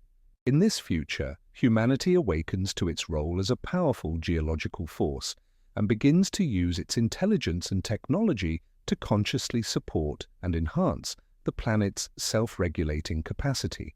This is not about geoengineering in the sense of building a giant mechanical sunshade or dumping iron in the ocean. It is a more subtle, biophilic approach. It would involve the massive restoration of ecosystems, reforesting huge areas, restoring wetlands, rebuilding the health of ocean ecosystems. It would mean redesigning our agriculture and industry to work in partnership with the planet's natural cycles rather than against them. In this scenario, we would be using our understanding of the planetary system to reinforce its natural feedback loops, to increase its resilience and complexity. Our confidence in this scenario's plausibility is lower as it requires a profound shift in human consciousness and political will, but it is physically and technically possible. This leads us to the great open questions. The first, and perhaps most urgent, is the question of proximity to tipping points. We know they exist, but we don't know exactly where they are. How much more of the Amazon can be cleared before the rainfall system collapses? How much warmer can the Arctic get before the permafrost thaw becomes an irreversible, self-sustaining feedback loop? Answering these questions is a top priority for Earth system science. A second open question concerns the potential for biosphere rewiring. As the climate changes, ecosystems will be forced to reorganize. Can they do this fast enough? Can new combinations of species come together to form novel ecosystems that can provide the same regulatory functions as the old ones? Or will there be a long, chaotic period of collapse before a new, stable order can emerge? This is a question about the adaptive capacity of the biosphere itself. Finally, there is the profound question of our own role. Our synthesized model shows a planet whose habitability is a product of its life. For 8 billion years, this was an unconscious emergent process. Now, for the first time, one species has become conscious of the system itself. We are a part of the planetary system that has woken up and is looking at itself. What does this mean? Does this new phenomenon of planetary self-awareness change the nature of the system? This is a question that stretches beyond science and into the realm of philosophy, but it may be the most important question of all. It is the open question of our own future. We have built an intellectual model, a way of seeing the planet based on systems, feedbacks, and deep time. But our journey is incomplete if we leave it as a purely intellectual exercise. How do we translate this model into a felt meaning? How do we reframe our emotional relationship with the world in light of this perspective? This is a delicate process, one that requires low-heat language and a calm, reflective cadence. It is about allowing the implications of the science to settle into our hearts. The first emotional reframe is a shift from a feeling of alienation to a feeling of profound belonging. The old story, the one many of us grew up with, often inadvertently casts humanity as separate from nature. Nature is something out there, a place you visit, a resource you use, a beautiful backdrop for human events. This story, however unintentionally, can leave us feeling like cosmic orphans, intelligent but lonely beings on a silent, indifferent rock. The system's perspective we have explored dissolves this separation. It shows us, in scientific detail, that we are not separate at all.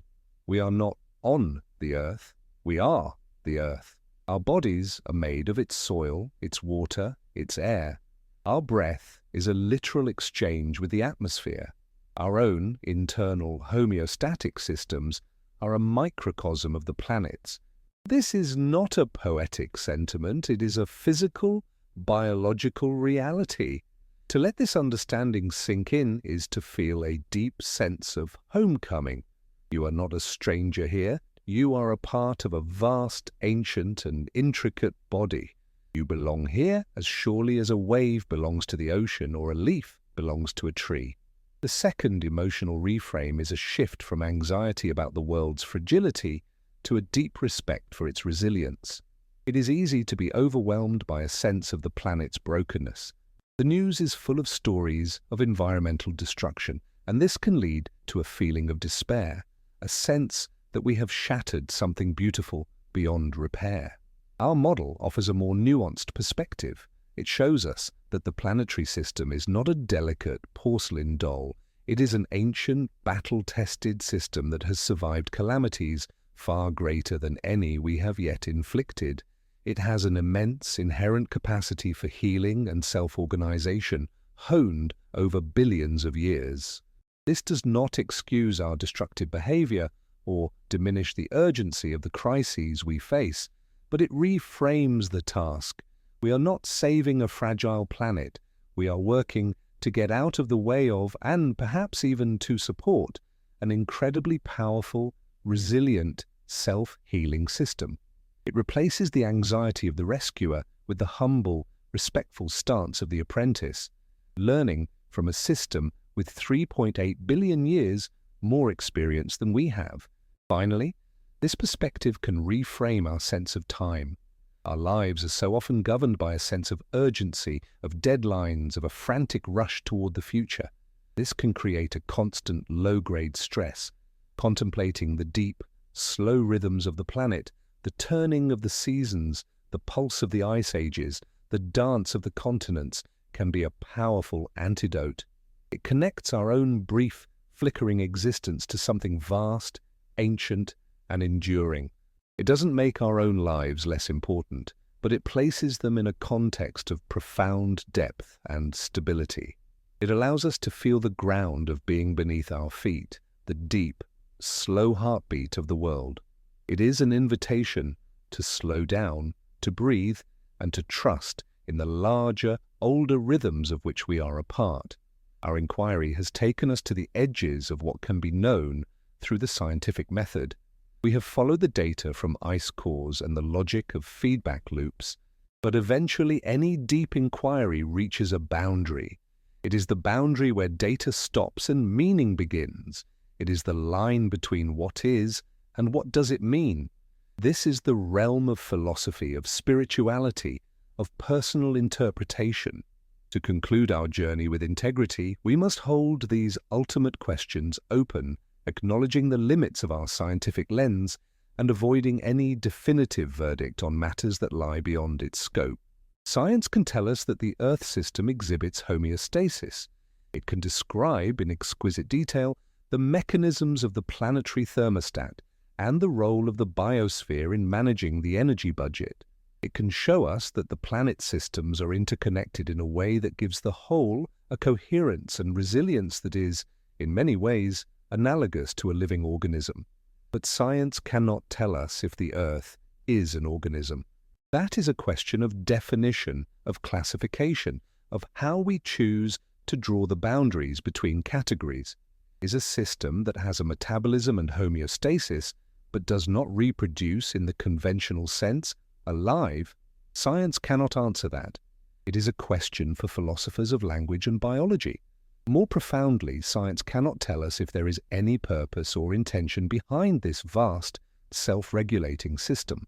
We have been very careful to use mechanistic language to describe feedback loops that emerge without foresight or design. This is the proper domain of the scientific method, but it does not and cannot preclude other ways of knowing or interpreting. A person of faith might see the hand of a creator in the elegant workings of the planetary thermostat. A person with a deep spiritual connection to nature might feel a conscious presence, a spirit of the world. Science cannot prove or disprove these experiences. They are questions of meaning, not mechanism. Our exploration provides the raw material for these deeper, more personal inquiries. By laying out the scientific case for the Earth as a deeply integrated, self-sustaining system, we are, in a sense, enriching the vocabulary for these philosophical and spiritual conversations. The knowledge that the forest actively makes its own rain can deepen one's sense of wonder and reverence for the forest. The understanding that our own breath is part of a planetary respiration can provide a physical basis for a spiritual feeling of oneness. So, we hold the final questions open. Is the Earth alive? Does it have a purpose? Is it conscious? Our data cannot say. But what our journey has shown us is that the planet behaves as a single, integrated and resilient whole. It maintains its own stability. It has a memory written in its rocks. It has a metabolism that cycles the elements of life. It has a breath that is the rhythm of the seasons. Whether you choose to call this life or simply a very complex and interesting system is a matter of language. Whether you choose to see in it a deeper meaning or purpose is a matter of personal conviction. The science brings us to the shore of this great ocean of meaning. It provides us with a sturdy vessel of facts and models, but it cannot and should not tell us what we will find if we choose to sail. As we approach this philosophical boundary, two grand framing narratives often emerge to explain the intricate, self-regulating order we have observed. One is the narrative of emergence and contingency. The other, often whispered and more controversial, is the narrative of anthropic fine-tuning or even design. It is useful to place these two frames side by side, not in a combative way, but as two different perspectives that can arise from the same set of facts, both demanding a profound sense of humility. The first frame is that of emergence. This is the view that is most comfortable within mainstream science. It posits that the order we see is a bottom-up phenomenon. It is the result of simple rules of physics, chemistry, and biology playing out over immense scales of space and time. There is no plan, no blueprint, no guiding hand. The intricate stability of the planetary system is an emergent property of its complexity, in the same way that the complex hexagonal structure of a snowflake emerges from the simple physical properties of water molecules. In this view, the Earth's long-term habitability is the result of a long chain of contingent events, lucky accidents. It was a lucky accident that Earth formed at the right distance from the Sun. It was a lucky accident that it was hit by a Mars-sized object that created a large, stabilizing moon. It was a lucky accident that plate tectonics developed in a way that supported a geological thermostat. The humility in this view comes from recognizing our own cosmic insignificance. We are the product of a series of fortunate but ultimately random events in a vast, indifferent universe. The second frame is that of the anthropic principle, or design. This perspective looks at the same set of lucky accidents and sees something more. The anthropic principle, in its weak form, simply states that the conditions we observe in the universe must be compatible with our own existence as observers. This is a tautology, but it has profound implications. It suggests that we should not be surprised to find ourselves in a universe that appears fine-tuned for life, because if it weren't, we wouldn't be here to observe it. A stronger interpretation, one that steps into the realm of philosophy or theology, sees this fine-tuning as evidence of a deeper principle, a purpose, or even a designer. In this view, the long list of improbable coincidences that led to our existence is not evidence of luck, but of a universe that is somehow biased toward the creation of life and consciousness. The humility in this view comes from a sense of reverence and awe, a feeling of being part of a grand, meaningful, cosmic drama. Our scientific inquiry cannot choose between these two frames. Science is very good at explaining the how, the mechanisms of emergence. It is not equipped to address the why, the question of ultimate purpose or contingency. What is remarkable is that both of these grand narratives, when held with intellectual honesty, lead to the same place, a state of profound humility. Whether you see the Earth as a magnificent accident or a deliberate creation, the result is a sense of awe at its complexity, its resilience, and its sheer improbability. Whether you feel like a fortunate survivor of a cosmic lottery or a cherished child of the universe, the appropriate response is one of deep gratitude and a sense of responsibility for the precious and remarkable home we have been given. The two paths start from different premises, but they converge in the same emotional landscape of wonder and care. And so we arrive at the final turn of our journey, the one that brings it all back to you. We have explored the planet as a system, but the final and most important step is to locate yourself, the listener, inside that system. This is not just a philosophical move. It is the key to transforming this entire exploration from a set of interesting ideas into a lived, embodied reality.